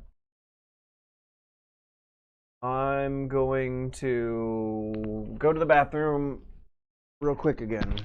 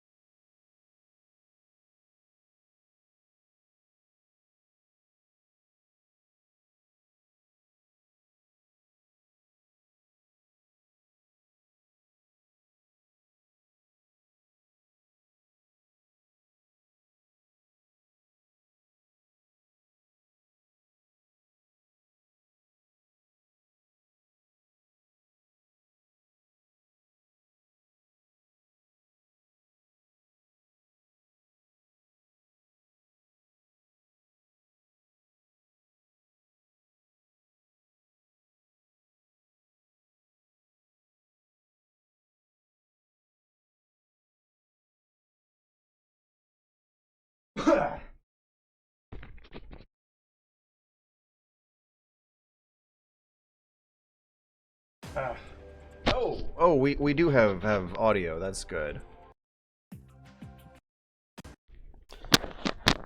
I was wondering if I would have to if I would have to Control Alt Delete it again.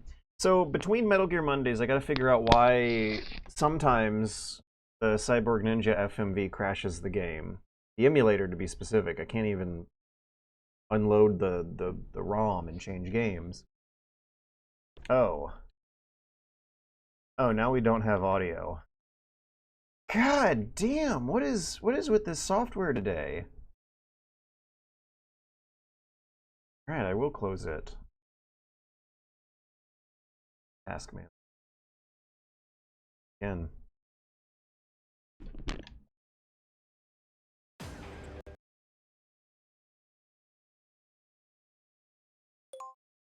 Badoop. We got a badoop. Okay, so there was some talk about what happens when you donate your body to science. I think the mind's spaghetti.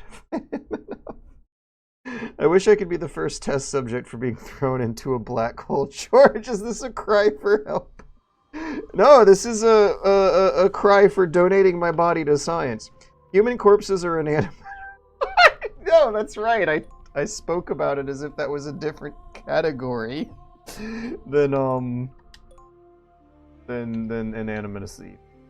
So I did make a load state. Yeah, right here. This is very doable. I was wondering if I could actually save the run, but we did save the glitch. We're still gonna have to blow up a guy or two on our way out. So yeah, I wish I could be the first human corpse test subject for whatever the moment comes where science has to throw a dead body into a black hole just to see what happens. I don't understand how humanity can exist if humanity manages to exist for like 1,000,000 years and becomes the master of manipulating and traveling through the universe, I don't understand how that situation would never come up at least once.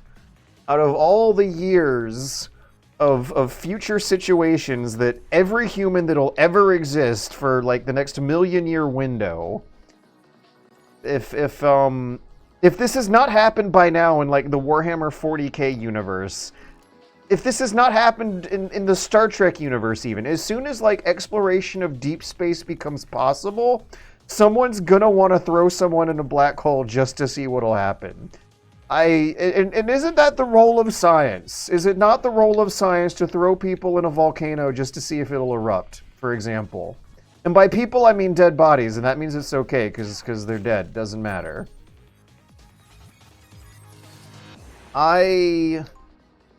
If I was a dead body instead of a living body, I would be fine if you were curious and wanted to throw me into a volcano to see if it'll erupt, or throw me into a black hole to see if it'll blow up the universe or whatever. We need to solve whatever mystery is ailing whoever is asking the question. Can I shoot this guy with the tranquilizer while he's on the ground? No target.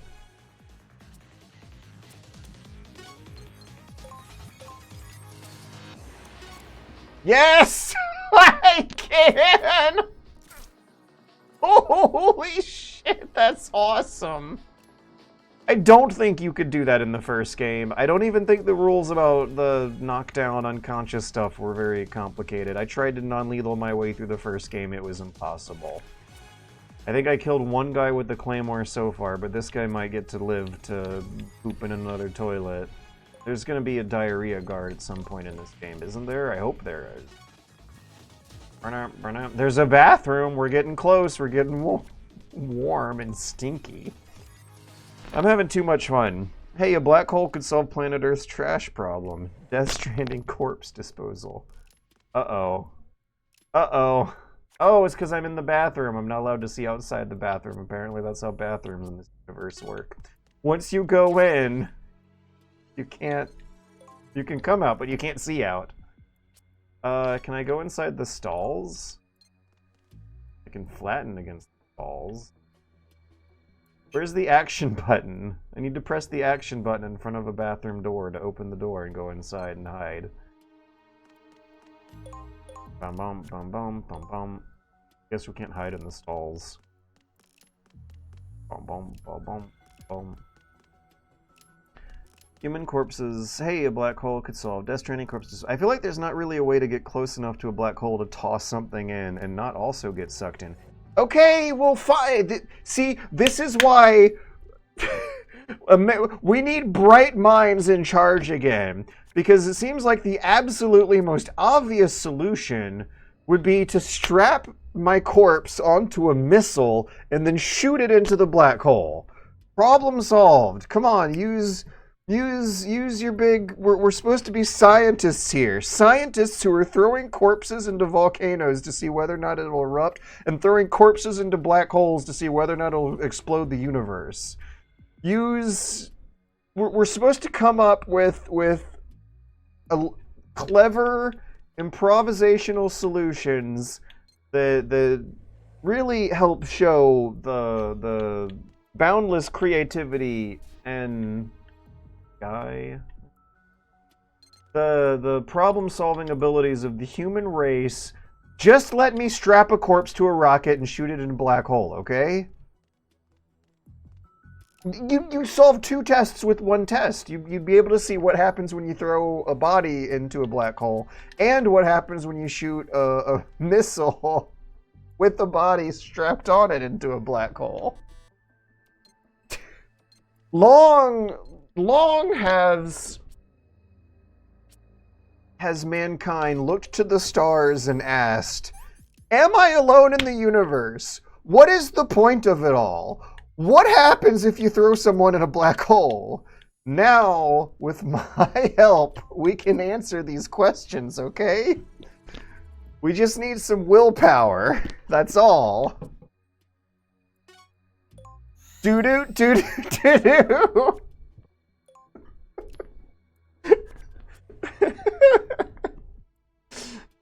How would people observe what happens to your corpse when you get thrown into a black hole? We solved this. You strap them onto a missile, shoot them together at the black hole, and then you take out a telescope and spy from far away. Transmit data that is the live video feed using radiation, which can't... That's another thing. Look at this. Triple X Fantasy is already coming up with solutions that I never would have come up with. Put a camera on the missile while you're at it. Multiple problems solved. The universe is saved. And one of mankind's most pressing eternal questions will finally be answered. Doo-doo, doo-doo, doo-doo. Dun, dun, dun, dun, dun. Now can I punch him in the butt? What happens if I punch him while he's asleep on the ground? I wish I could shoot out his walkie-talkie so I could experiment safely. PSP is like, bro, Cyborg Ninja is cheating. The emulator doesn't want me playing the most overpowered cards. That guy better not come. Okay, hang on. Let's make another save state. And then ask one of the most dastardly questions I have asked so far in this run. Do I press the delete guy button on these guys who are doing nothing wrong to me? Do I press it on the guy who's knocked down and helpless? No, I want to see if I can punch him in the butt. Okay, so we're gonna use the flashbang. We're gonna walk up to him. Oh, we're gonna walk on top of him. Oh, the punch button! The punch button's not there on his butt like I want it to be. Okay, so the next best thing would be to plant a claymore right where he's gonna wake up. Boom, boom, boom, boom, boom, boom. Actually, no, we're gonna be a kinder, gentler snake for the 21st century. Wait, are we though? I want to get whatever this thing is too. Got the hiccups from laughing so hard about my very important science experiments. Can I knife him while he's on the ground?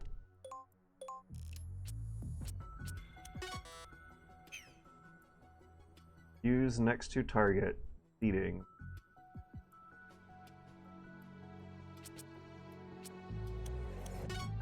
We'll press the delete guy button on this guy, because I might want to go back and get that item I missed.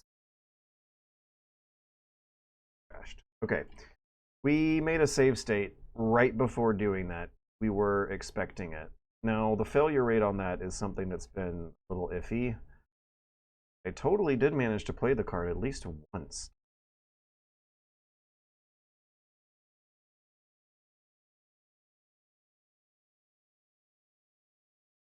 Boom.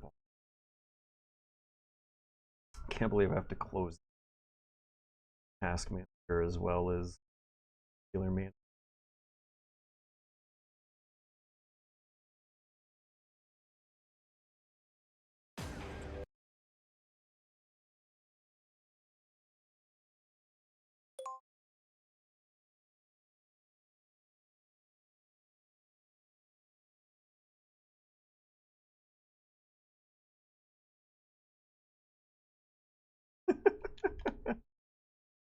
Welcome for those new to the stream. We are playing an invisible snake tonight.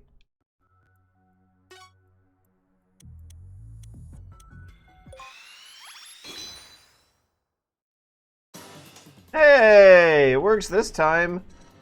It was kind of weird. I think I saw a few frames. Uh-oh. Uh-oh. I hear the menus menying. Alt tab, fix this. Nope. Boom, boom, boom, boom, boom. Alright, now let's try skipping. Can I skip? I can. We're gonna mash buttons when the cutscenes.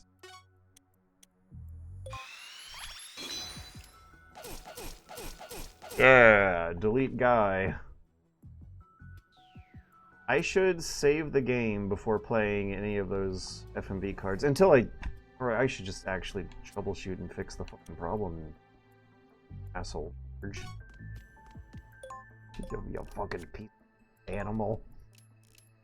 Alright, what did I miss in Twitch chat? Go into the options menu and set skip movies. No, some of the movies might be cool. Also, I wanted to knife that guy as soon as he woke up, and that didn't happen. Boom, boom, boom.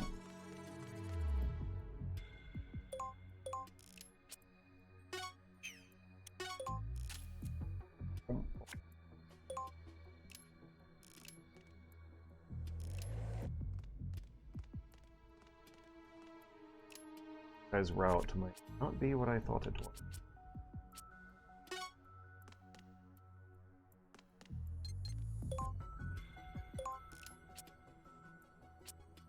And I don't feel good about putting.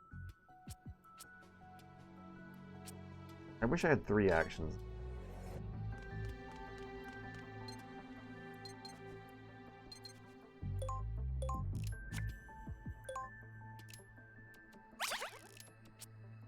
Oh, now the card just.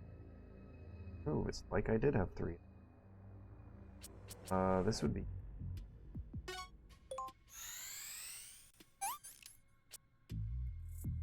Yeah, this is. The logic is still escaping me, because I should have planted the claymore, but I thought the guard was going to get his turn back, and. How do I check whose turn is when? That's how. There's only one guard at play. I want to have fun with them.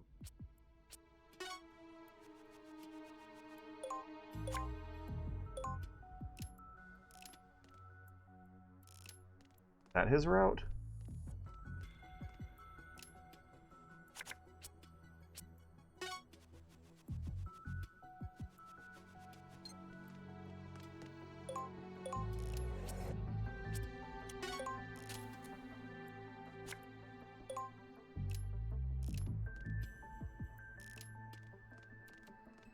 Gotta give him a wall tap.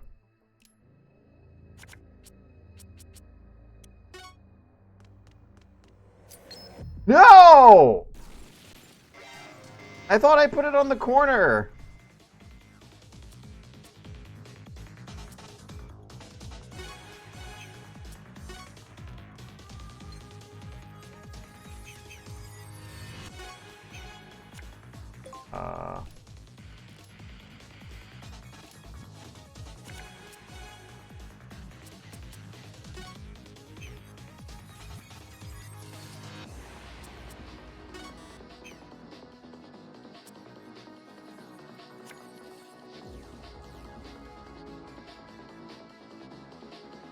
While standing on this trap, you get hit plus 20%.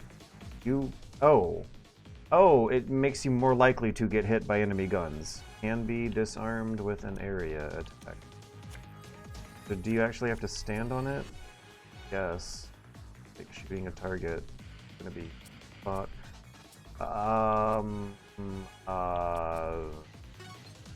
This is about. Okay. Oops, I missed. Oh no.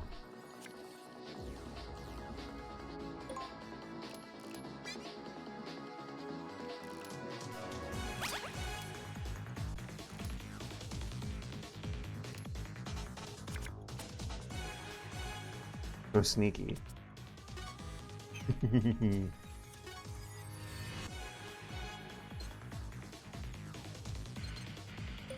Alright, we're gonna surprise him with the flamethrower. Oh yeah, that's right, I also flamethrowered a guy. Alright, this is another FMV card. And that one played fine. Uh-oh. Uh-oh. No, it didn't. It also crashed the emulator. So, what did the wikis say?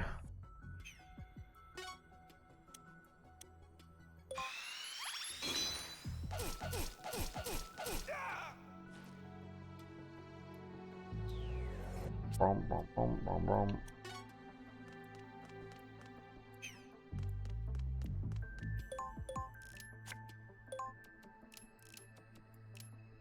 Is there some kind of forum discussion out there about this FMV bug I'm having where the game will crash when loading the videos in and out?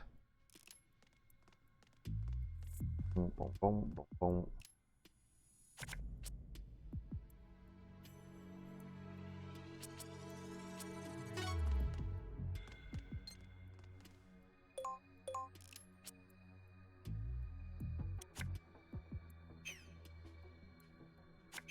Can I undo actually? Got a better idea. I don't have a better idea. Let me. Hard move.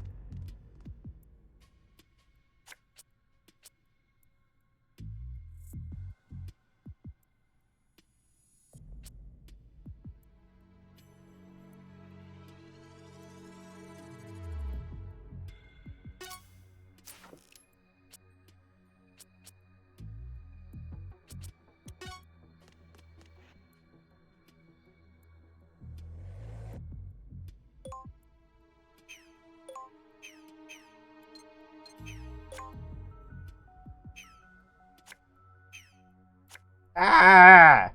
How can I see the guard's cost score in the menu I want to get to?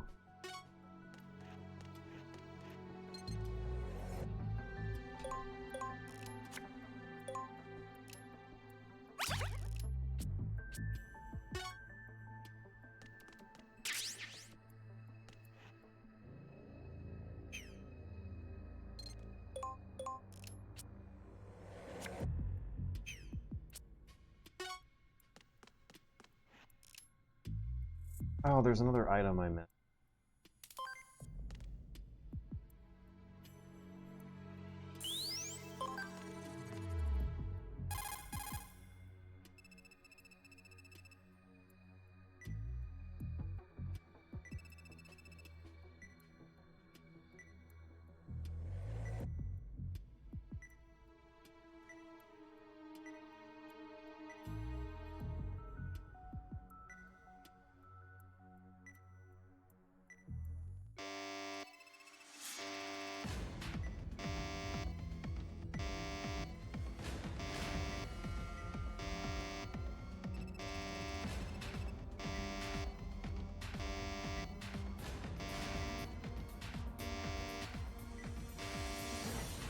We did trigger several alerts.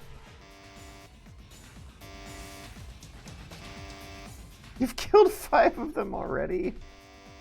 They're keeping track.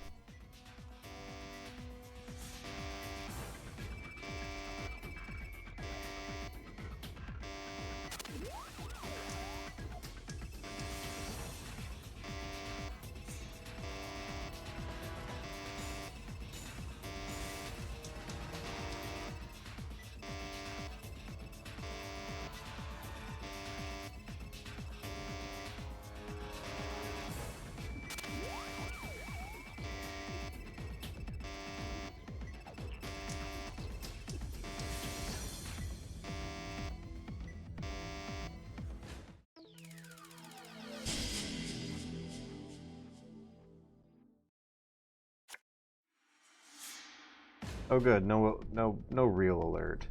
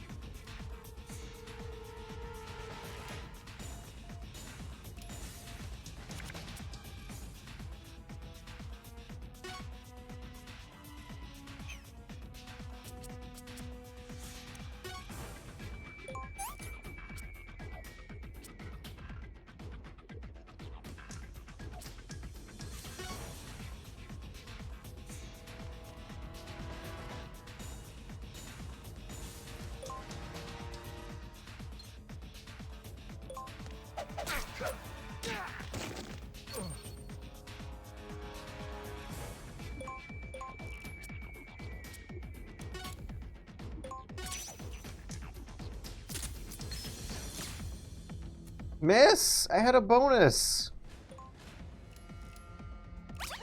I consumed a bonus card for that miss.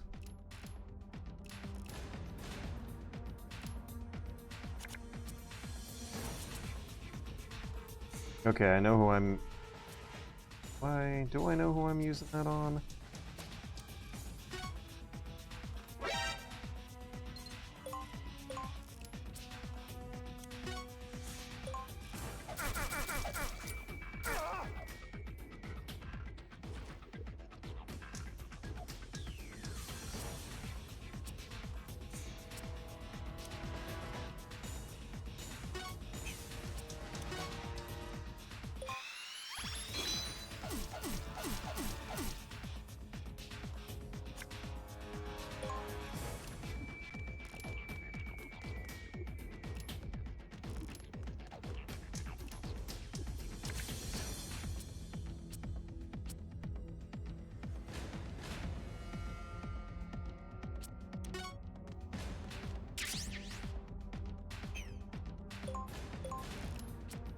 Ugh.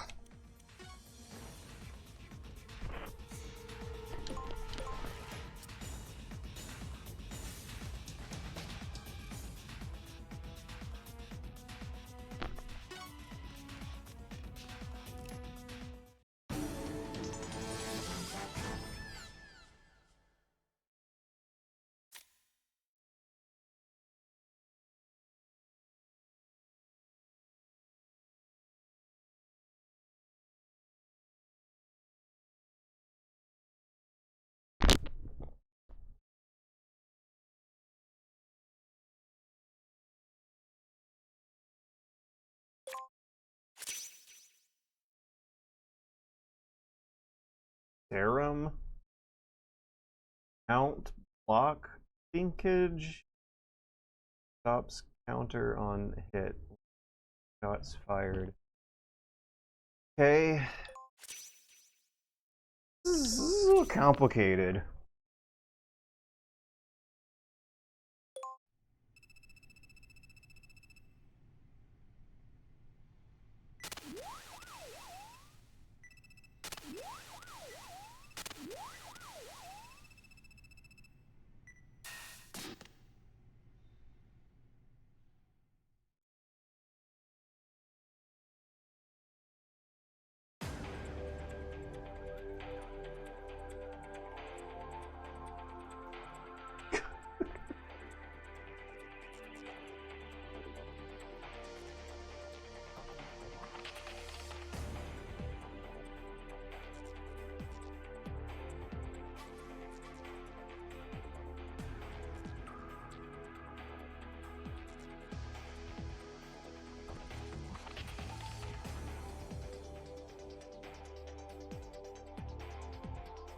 I just looked through GitHub and this was fixed very recently. Update the emulator. It was fixed at the end of last year, conveniently for us. That's so... What are the actual chances? Okay, because look at... Hang on, let me make a save. That would mean that they updated the emulator with an extremely specific fix just for Metal Gear Acid 2. During the one specific time of time I would end up playing it. Because if they updated this at the end of last year, and this emulator has been around for a good decade or so, hasn't it? That's around the time when I was transitioning from Acid 1 to Acid 2. These save states for Acid 1 are from July and August of 2025. So when I was into the second half of last year is when the thoughts would start occurring to me. It would be relevant for the game playing this year. So okay, I'll update the emulator before next week's stream. Hopefully that'll be the fix. That sounds like a pretty easy fix. Yeah, and that was a really funny cutscene too, with how he was talking about the guards finding out that he was there right next to a guard who was unaware of his presence right there. I've never seen Snake have one of his codec conversations so comically close to the other guards, though. I really performed above and beyond the Call of Duty by arranging for that one. I guess Communication Tower is the one we want. That has the more recent timestamps.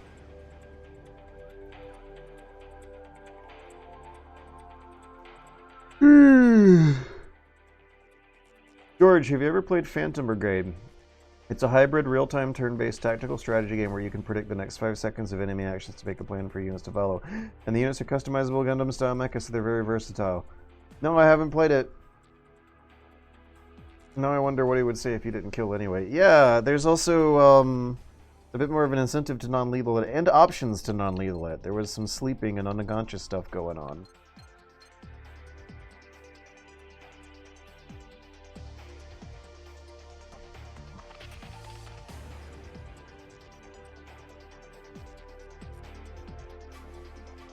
What if the emulator update being now was orchestrated by Epstein?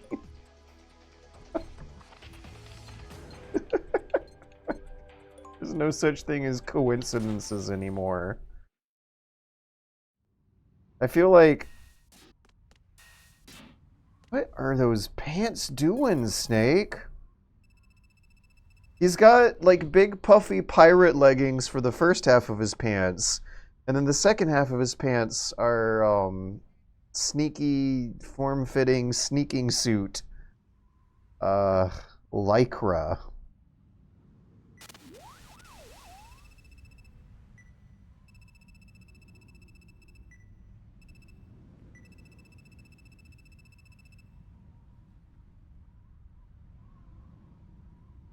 God, I want to play Super Smash Bros. 1 on the Nintendo 64 while looking at this. Also, we got some other artifacts happening. Every now and then you'll see a seam of a polygon. On the left of the frame, I'm seeing black lines of vertical pixels flashing. A seam of the skybox moving around.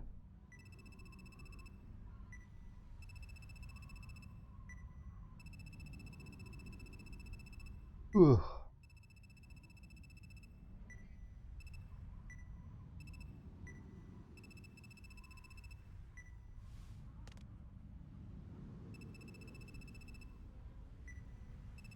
Yeah, look at how poofy the first half of his pants are compared to the second half.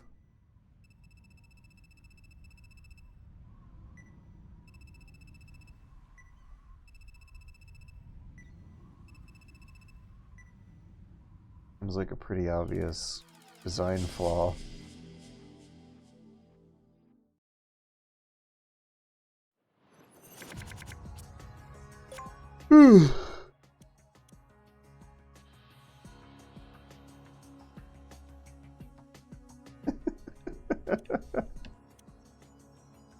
I'm still, like, laughing at this.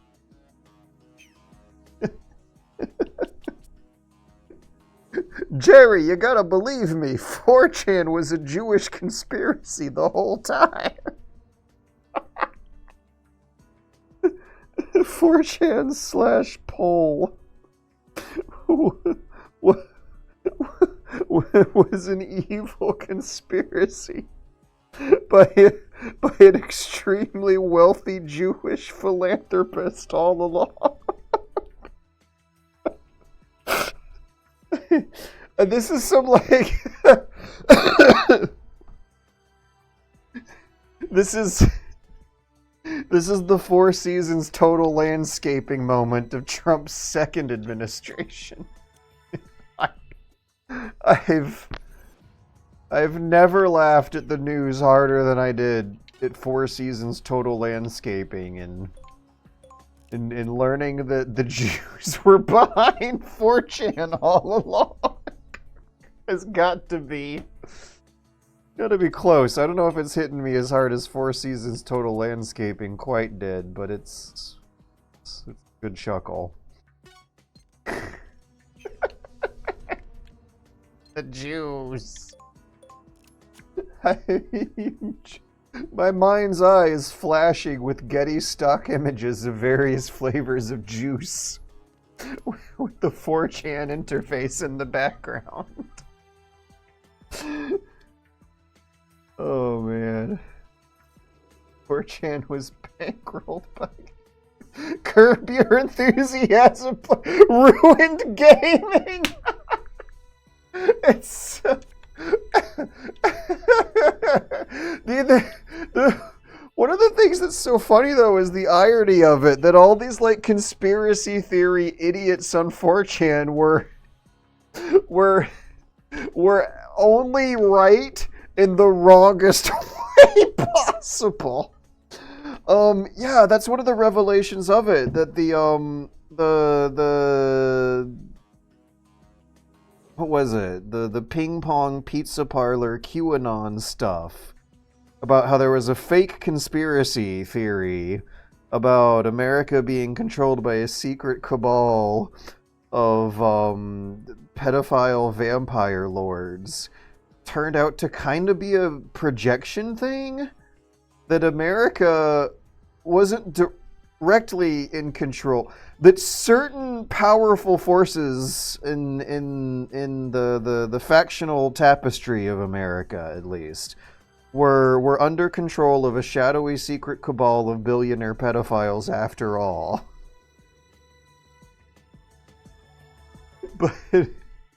But it was... And the thing is, it's never who the thing is, it was exactly who you would have expected it to be. It was so fucking exactly who you would expected it to be. No one who should be surprised by this, it's not a surprise. It's like a gratifying confirmation. But it's a gratifying confirmation that everything that those political 4chan poll posters were posting, it's a gratifying contribution, a gratifying confirmation that your average 4chan conspiracy theory idiot on poll was about as wrong as you would have thought them to be in the most immediately obvious ways that everyone already had been predicting. Everyone with half a brain was already able to predict years going back to the Katie Johnson lawsuit. I don't know if that was the right name, but a lot of what these Epstein files are revealing are just corroborating a lawsuit, which is how everyone with half a brain already knew this stuff was going on a decade ago. Pizzagate. Yeah, Pizzagate was projection. It was them like trying to throw the investigation off by giving a similar story, but with the details changed so ridiculously wild, there's no way it could have been true. So the idea is to get people to stop looking or something. But it had inspirational material coming from the real world. Turns out 4chan conspiracy theorists were the biggest suckers being played by actual conspirators all along. And neither of them were smart enough to get away with it. It's like the strings were being pulled.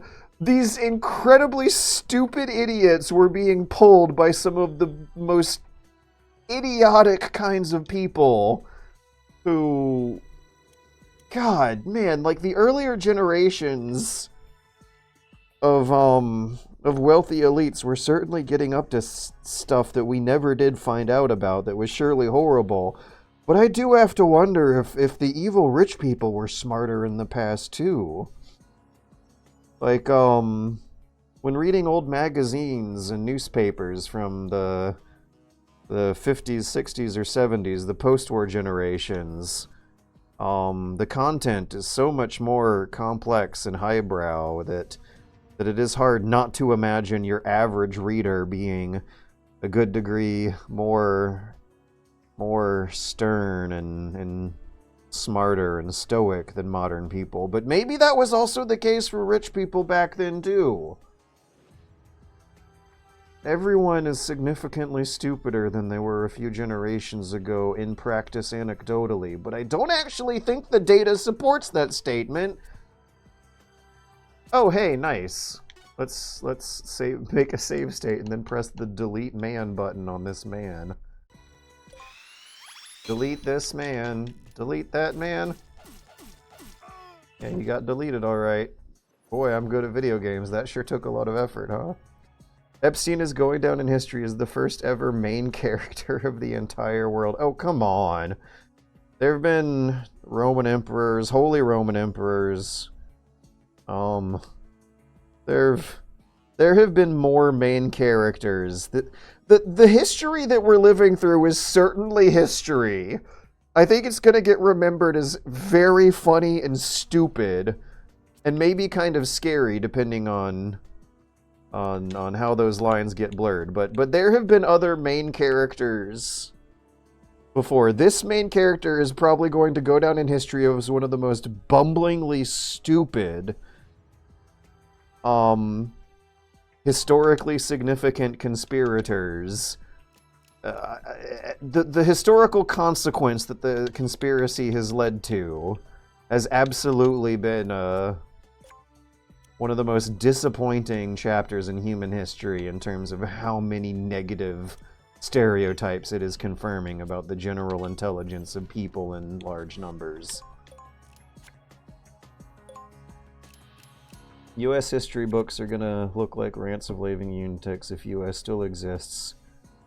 When I am teaching my generation, my children, when I'm sending my children to public school and they're getting the United East Coast of America's curriculum, whatever the spin's gonna be, I'm sure it'll be a funny read. Reading about a lot of the minutiae of the French Revolution and the Napoleonic Wars gets kind of funny. There were very funny, stupid people ruining things for millions of people back then. There's a case where in the French Revolution where King Louis and Marie Antoinette are in hot trouble with the mob, and they're trying to escape from the Palace of Versailles, and they put on disguise. They disguise themselves as commoners and escape on a carriage out to the countryside. But when they make it to the countryside, like, something happens, they break their disguise and accidentally activate royal pageantry at an inn. The innkeepers bow,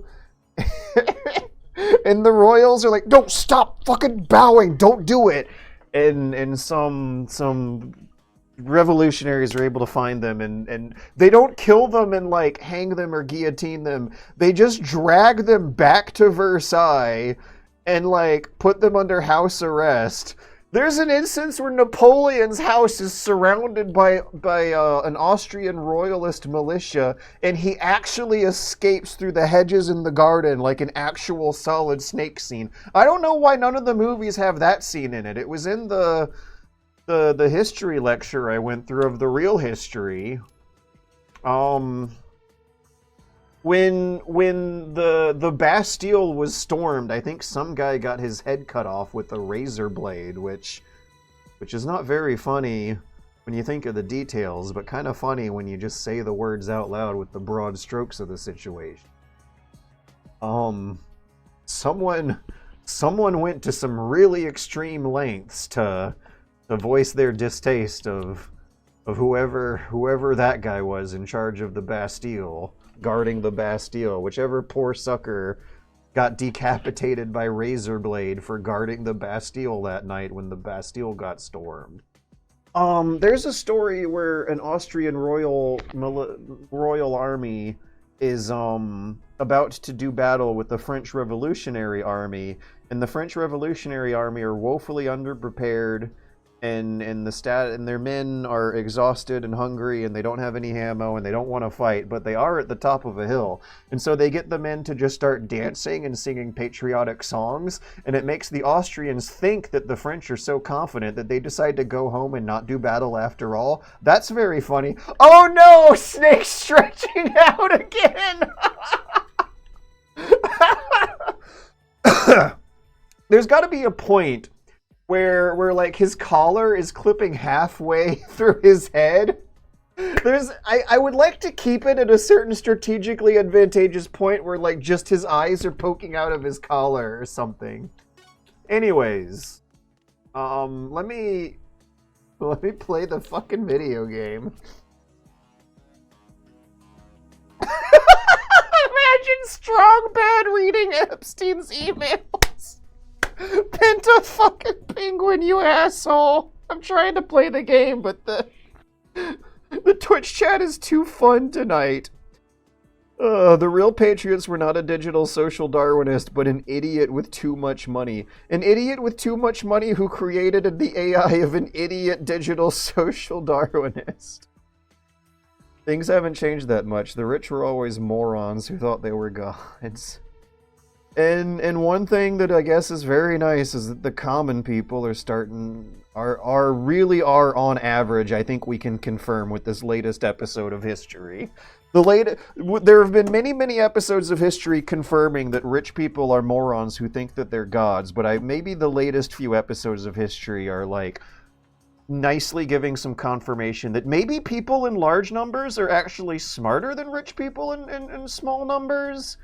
Like massive education, populations of millions of people going to public school for free, where unlike rich people, they actually have to solve some real shit and use their brains to make it through life, seems to be a good thing that has made people, on average, smarter as history goes on, right? I hope, maybe.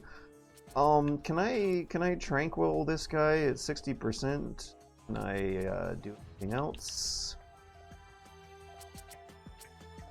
Not really. Can I move to him and punch him? That's nice. I don't think that means I get a real alert either. I don't see anything flashing all over the screen. Okay, let's put a claymore down where we... Oh no! Wait, no, save state. Woo! Okay, there's still enough time to skip the cutscene if it glitches out. It's like a mini game I unlocked. Poor guy. The camera doesn't even want to show you the grisly death, whatever you're imagining. From the corner of his foot on the screen, whatever you were imagining had to have been more gruesome than what they would have rendered on screen. Dun dun dun dun dun. Oh shit. Oh shit. What's this guy doing? Why'd he come running onto the scene? I thought I deleted that man before he called it in. Alright, well, let's become a box. He'll never suspect me if I'm a box. Boom, boom, boom, boom, boom, boom, boom. Boom, boom.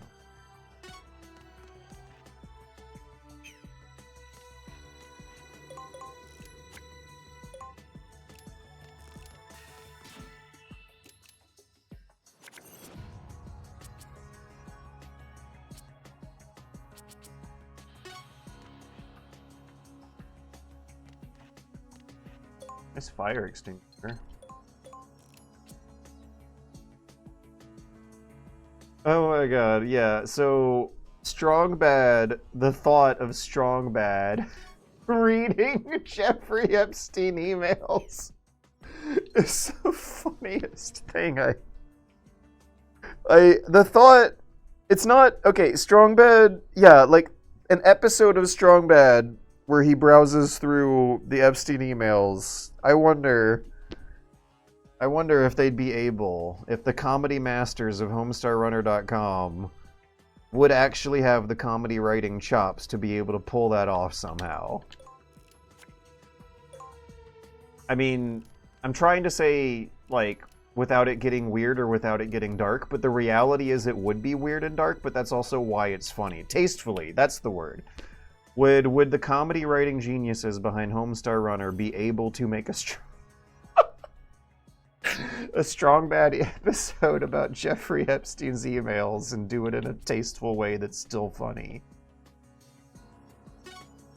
Oh my god, I'm dying here.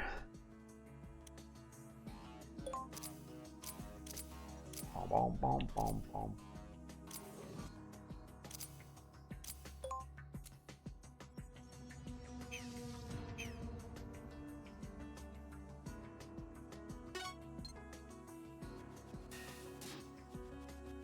Bom, bom, bom, bom, bom. Pressing a button for crawl is going to save me a non-negligible amount of resources in the cutthroat Metal Gear Acid economy. Eddie, you want to sit on my lap for the last 25 minutes of the stream? Come here. Coming up. Come on. Here. Yes, buddy. Hello, dog. What a sweet puppy. Eddie got to bark at another dog today while I was taking him for a walk. He doesn't often get to play with other dogs. Sometimes he gets to bark at them. And it must be like the highlight of his day. Pretty sure foreign textbooks will say US was full of raving lunatics. Yes, yes. They are not wrong. I can't help but remember your Napoleon video and the idiot god-appointed aristocrats playing war games with living, breathing people, yeah. And how Napoleon himself was in so very many ways a century ahead of his own time and had extremely forward-thinking visions for what to do with all his military victories. But he was not unimmune to that phenomenon, and yet even still seemed to be like self-aware of what was going on in his head when he started to genuinely believe he was a god on Earth. So Napoleon was a deist. He was an Enlightenment era deist who was an agnostic who didn't believe in God but did not believe in gods.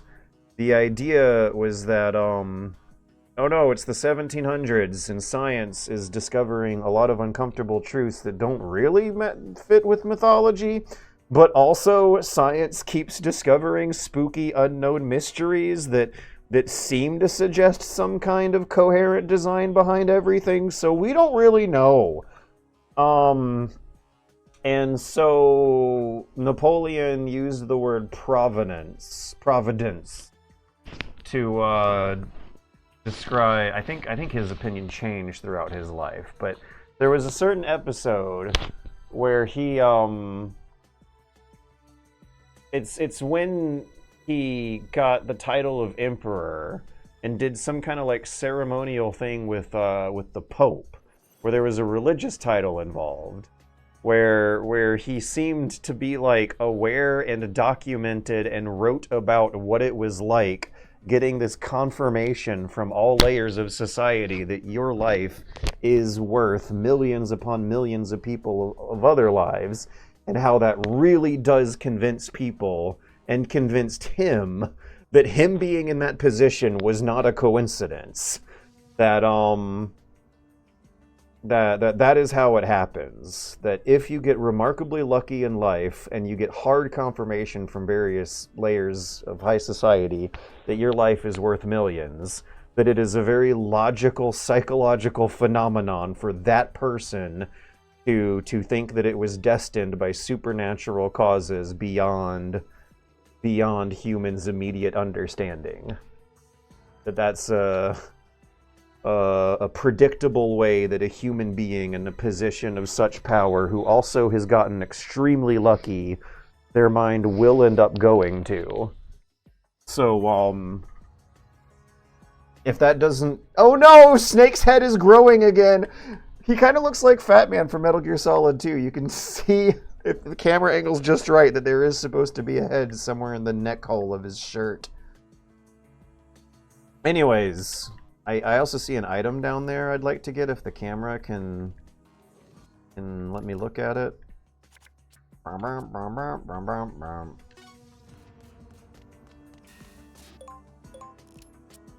man, it reset back to normal.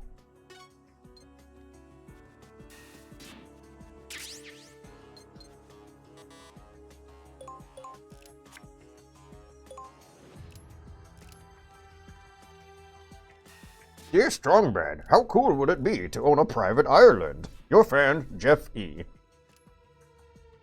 Dear Jeff E., I can totally see myself owning an island, maybe with a giant skull layer to house my supervillain gadgets. the most care would have to be the writers, the comic genius writers behind HomestarRunner.com. Bless their souls. I know they have names and they've done many other comic writing accomplishments of video entertainment. They would have the time of their lives privately, but they would be panicking publicly to make sure that they do it right. Whenever Strong Bad would have to start talking about what kind of hot babes he wants to be populating the island with. Strong Bad. I can totally see myself owning an island, maybe with a giant skull layer to house my supervillain gadgets.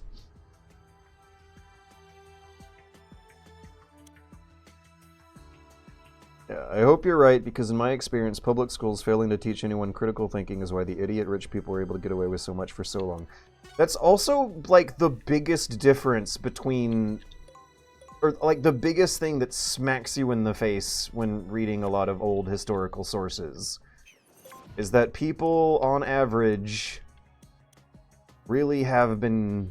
It doesn't feel like it in the heat of the moment, but people throughout human history, every generation, is supposed to be smarter than the previous ones. You just might not be able to tell until a century later on down the line.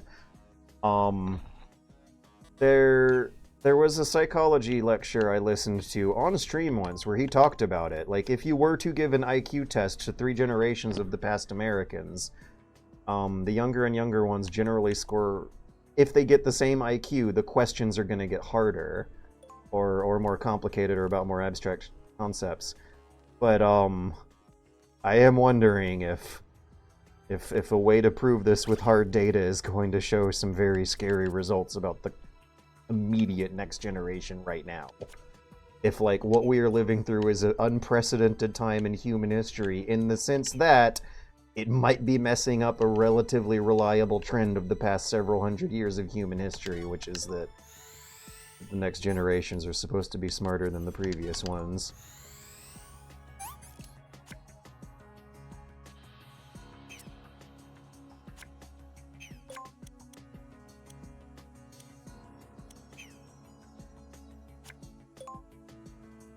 Oh no, Snake's collar's starting to grow. His hair is starting to get left behind. You can see it rising in the background. It almost looks like he's, like, powering up or transforming to battle mode or something. I think it would be faster for me to crawl through the laser than go around the desk. Because the guard who's guarding the laser has a cost score of 11. The guard in the corner here has a cost score of 3. Means that the guard guarding the laser is not going to be moving for a little while.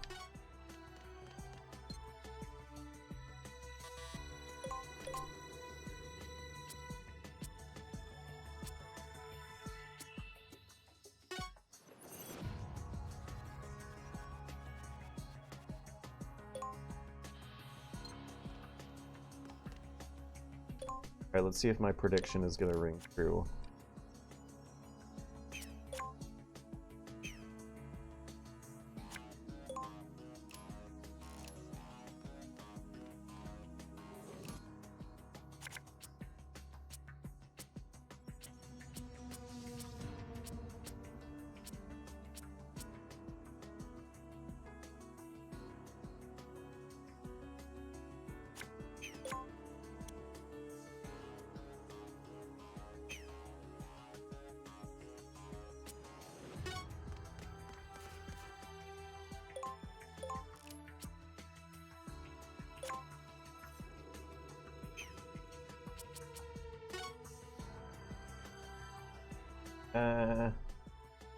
Gonna have second thoughts about the exactitude of my...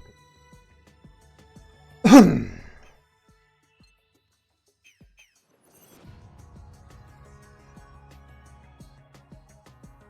I undo the move I made? Ah! I'm panicking now.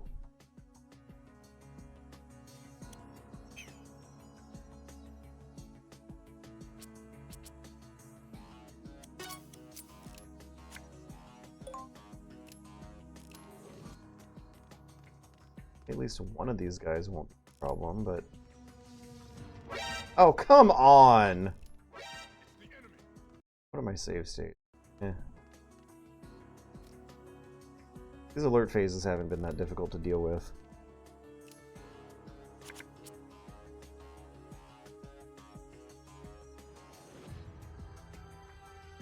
It would be like Paul Edding. Strong Bad reading the Epstein emails would be like Paul Edding reading the 9/11 Commission report. It was Paul Edding reading the Russian interference into the 2016 elections. That's what you're thinking of. And it's good. He's not wrong. And he read it really well. I want to tweet something like this. I want to get this idea out there. I want to spread this meme. Spark of Death. Oh, Penta Penguin. Who came up with the idea? Who originally has credit? Penta Penguin. It is Penta Penguin. Penta Penguin. Would you be mad at me if I tweeted just a statement, the idea of Strong Bad reading the Epstein emails, just like Paul Edding was reading the report on Russian interference in the 2016 election? This Cyborg Ninja card has been a more reliable weapon for me than the actual weapons. That's kind of sort of what it was like in the first game too. Just not as blatant.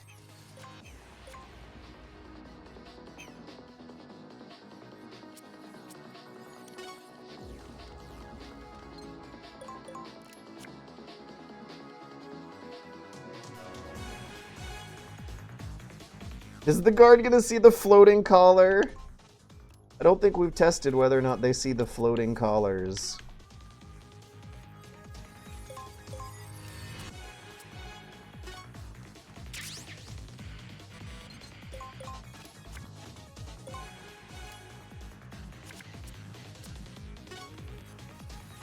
Also, this alert phase meant nothing, I guess?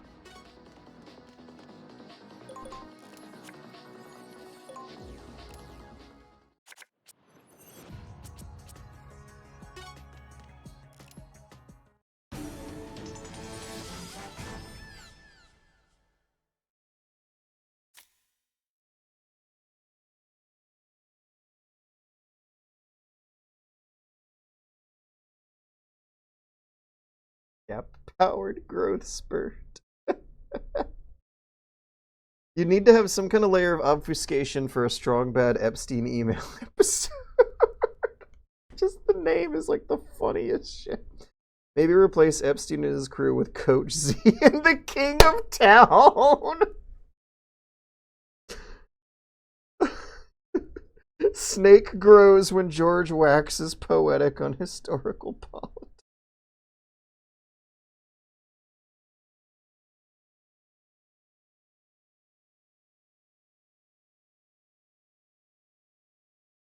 You'd have to add Paul and Aquabats.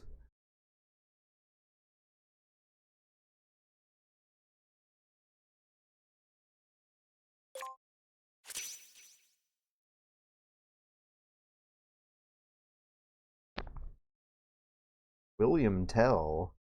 Is that the Fear's crossbow?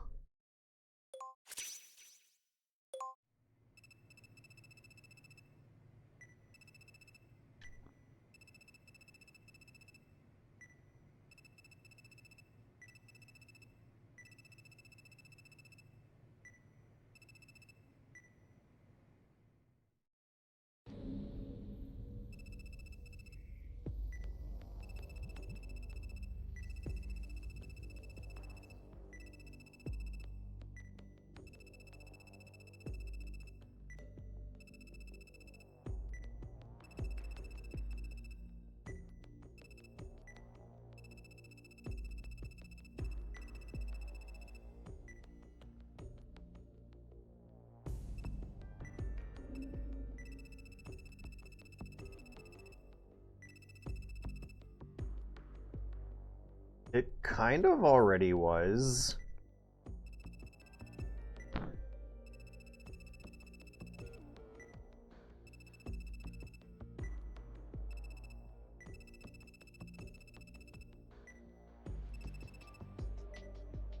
No shit. Okay, there's been a serious incident, he said, after Snake killed like 7 people.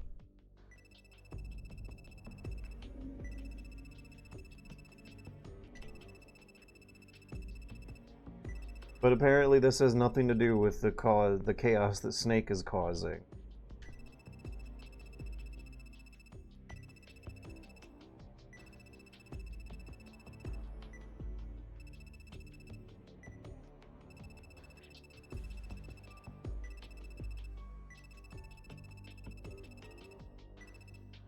Metal Gear. Yeah! How many... I'm wondering if, like, the most insulting thing that new Konami could do in a Metal Gear game that would piss the fans off more than anything in the world would be to have the word Metal Gear mentioned. Hey, thanks. And then have Snake not say Metal Gear question mark. Like, what if like, Dante rejecting the white hair in DMC? What if Snake sneaks into a filthy hostage war zone and finds the hostages, and the hostages tell him that the terrorists are working on a Metal Gear, and Snake looks at him and says, "Okay, can you tell me more?"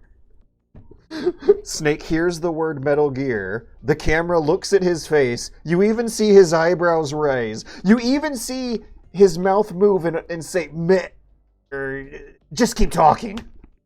Like they could deliberately do what they could to commit the worst atrocity in human history by having the character not say a catchphrase that's kind of getting played out at this point. I feel like I'm a clapping seal now when Snake says Metal Gear question mark.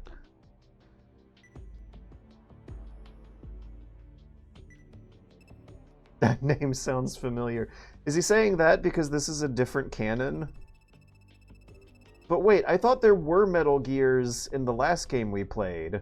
They weren't the big bad, but they were like mentioned. They were part of the universe.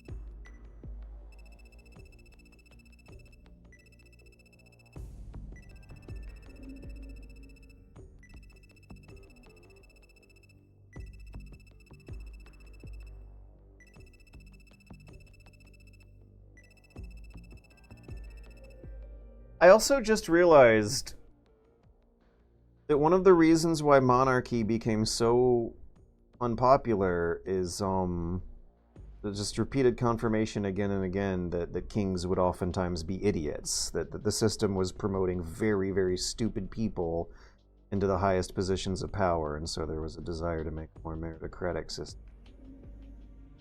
Like a few centuries of open market capitalism filtered the same exact systems into place that are just making the stupidest people be the kings of town again. Yeah, I got a big dosage of it when playing Die Fugger 2, when playing, oh, what was the real legally distinct title of the German multiplayer economic strategy game taking place in the 1600s, which is not technically medieval times, it's early modern times, but at first glance it might look like medieval times, but it's early modern times because of the paperwork and economic systems. Like computer game Die Fugger 2.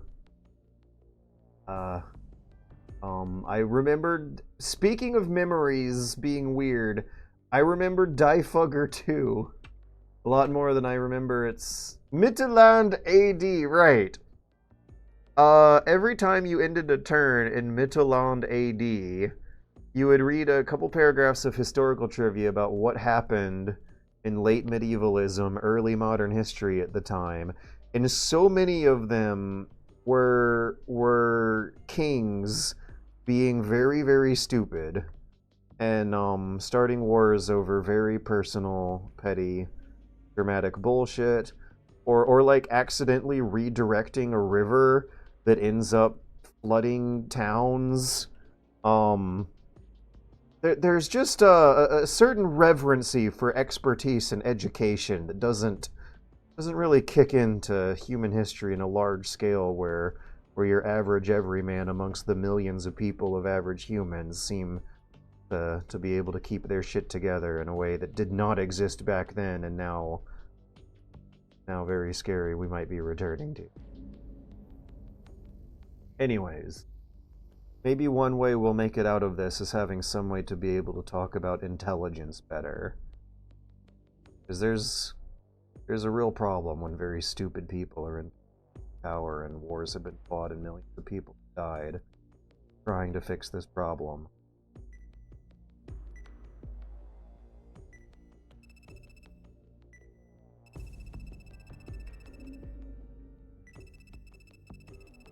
A job well done?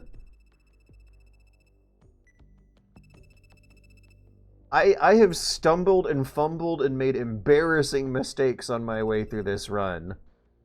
But the evil geniuses hijacking the plot here are very impressed with it.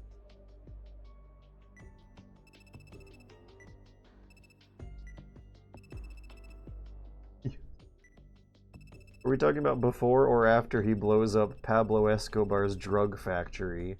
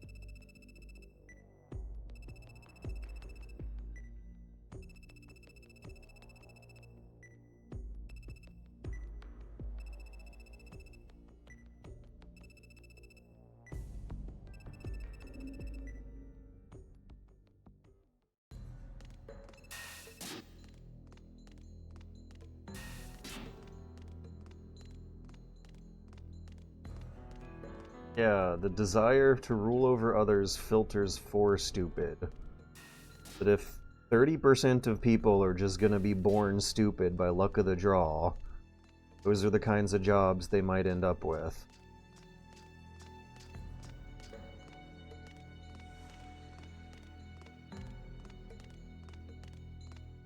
Society does need to start talking about things like intelligence literacy.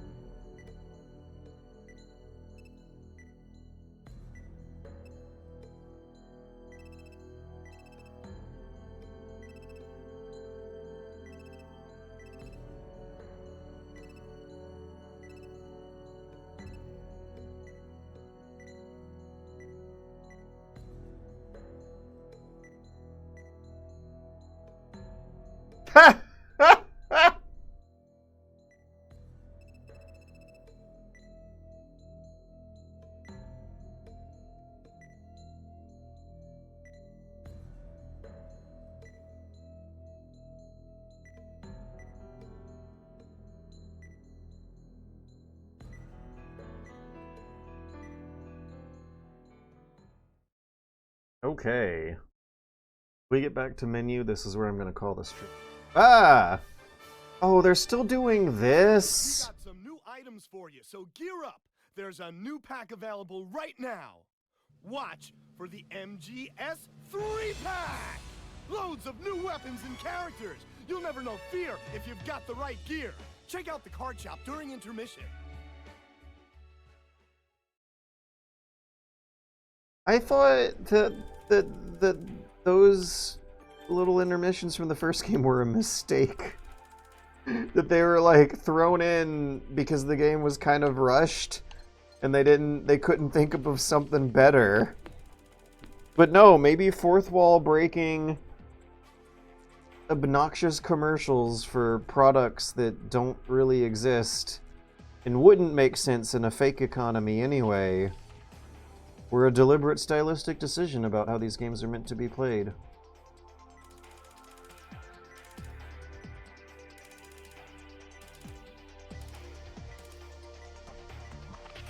Okay. Card shop. Bye. Yay. How much does it cost? Does it cost $600? 32099. Yeah, it does. Do one more. I think that's the big ass gun that the cards in this game are carrying. OICW. I don't remember that from Solid 3. Okay, save. I keep a cleaner list. I've been having problems picking the right one. And minimize from full screen. Oh, Chunk Gopher loves those commercials. It was no George Socks. I'll put it that way.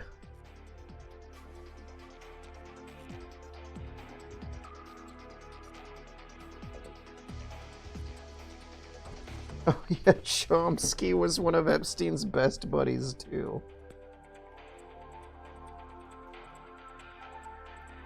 That one strikes me as funny, but also, why does that one not surprise me as much as 8? I guess because being friends with Chomsky would be an extremely logical strategy for someone to pursue if they are worried about being perceived publicly as an idiot. Yeah. The thing about Noam Chomsky that I think makes a lot of sense is that Noam Chomsky is exactly the kind of person that a stupid person would want to be friends with if they want to be seen as smart. And I mean a stupid person who, you know, might be leaning left or on the political spectrum. They exist. But yeah. Being friends with Noam Chomsky to make sure that no one else in the room questions your intelligence does sound like the kind of strategy that Ali G, the character, would come up with. That Homer Simpson, the character, would come up with. Society has been talking about intelligence for decades, at least. It tends to very stupid outcomes. The society tries... I feel like there's going to be some change in the way people talk about intelligence after the current chapter of American history concludes itself whichever way it does. There's got to be some way that people in the future are going to be able to talk about how stupid this generation of American voters has been behaving in a way that will get the concept across way better than whatever vocabulary or understanding or worries we have when it comes to talking about intelligence right now. Like what is happening is an extremely obvious problem that is very obviously connected to intelligence, a very obvious amount of intelligence in a very obvious way. The intuition is obvious, the vocabulary less so. Give it a few more years, and I am wondering if the paradigm change starts to occur about people getting a little scared or a little worried when saying statements that judge millions of people by their intelligence all at once. Because my God, how else would you be able to talk about what's happening here? And also what's like a observable trend over larger scales of liberal human history?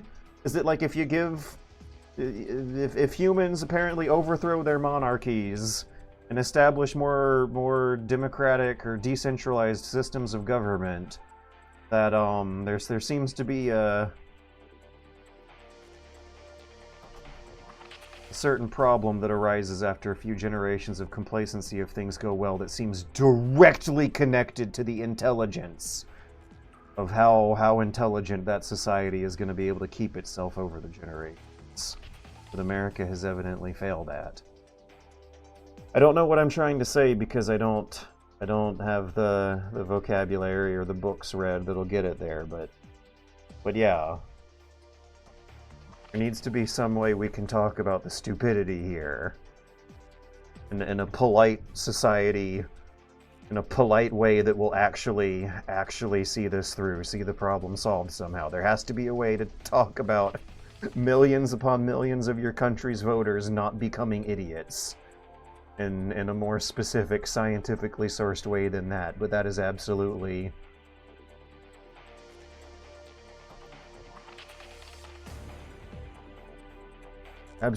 something that I would be talking about while Snake's neck is going to grow out into the stratosphere at an amazing pace. I'm trying to wrap up here. Maybe money doesn't mean intelligence. Yeah, we all know that now. We've known that for a long time.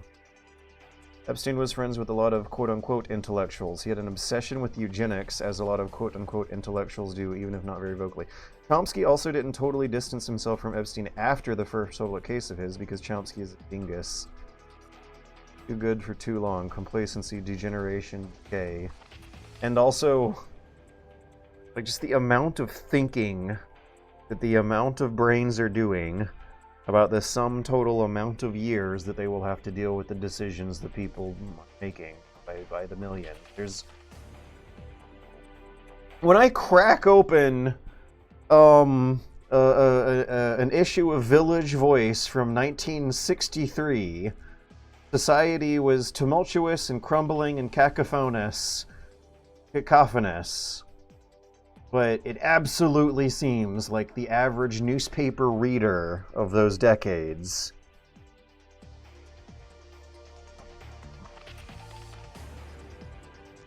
was exhibiting certain qualities that I find difficult and nerve-wracking to talk about out loud, because then it's going to sound like I'm making an incorrect and illogical assumption about people's intelligence. Woo! I gotta log off. Cacophonous sounds like shit. It's a word that sounds like shit, and it means that it sounds like shit. Thanks for hanging out. Thanks for watching the stream. I had a lot of fun playing Metal Gear Acid. I played maybe the first hour and a half of this game over the course of 4 hours that got stretched out. Like Snake's neck. Over time, over space, in and out of a fun place. Good night, everybody.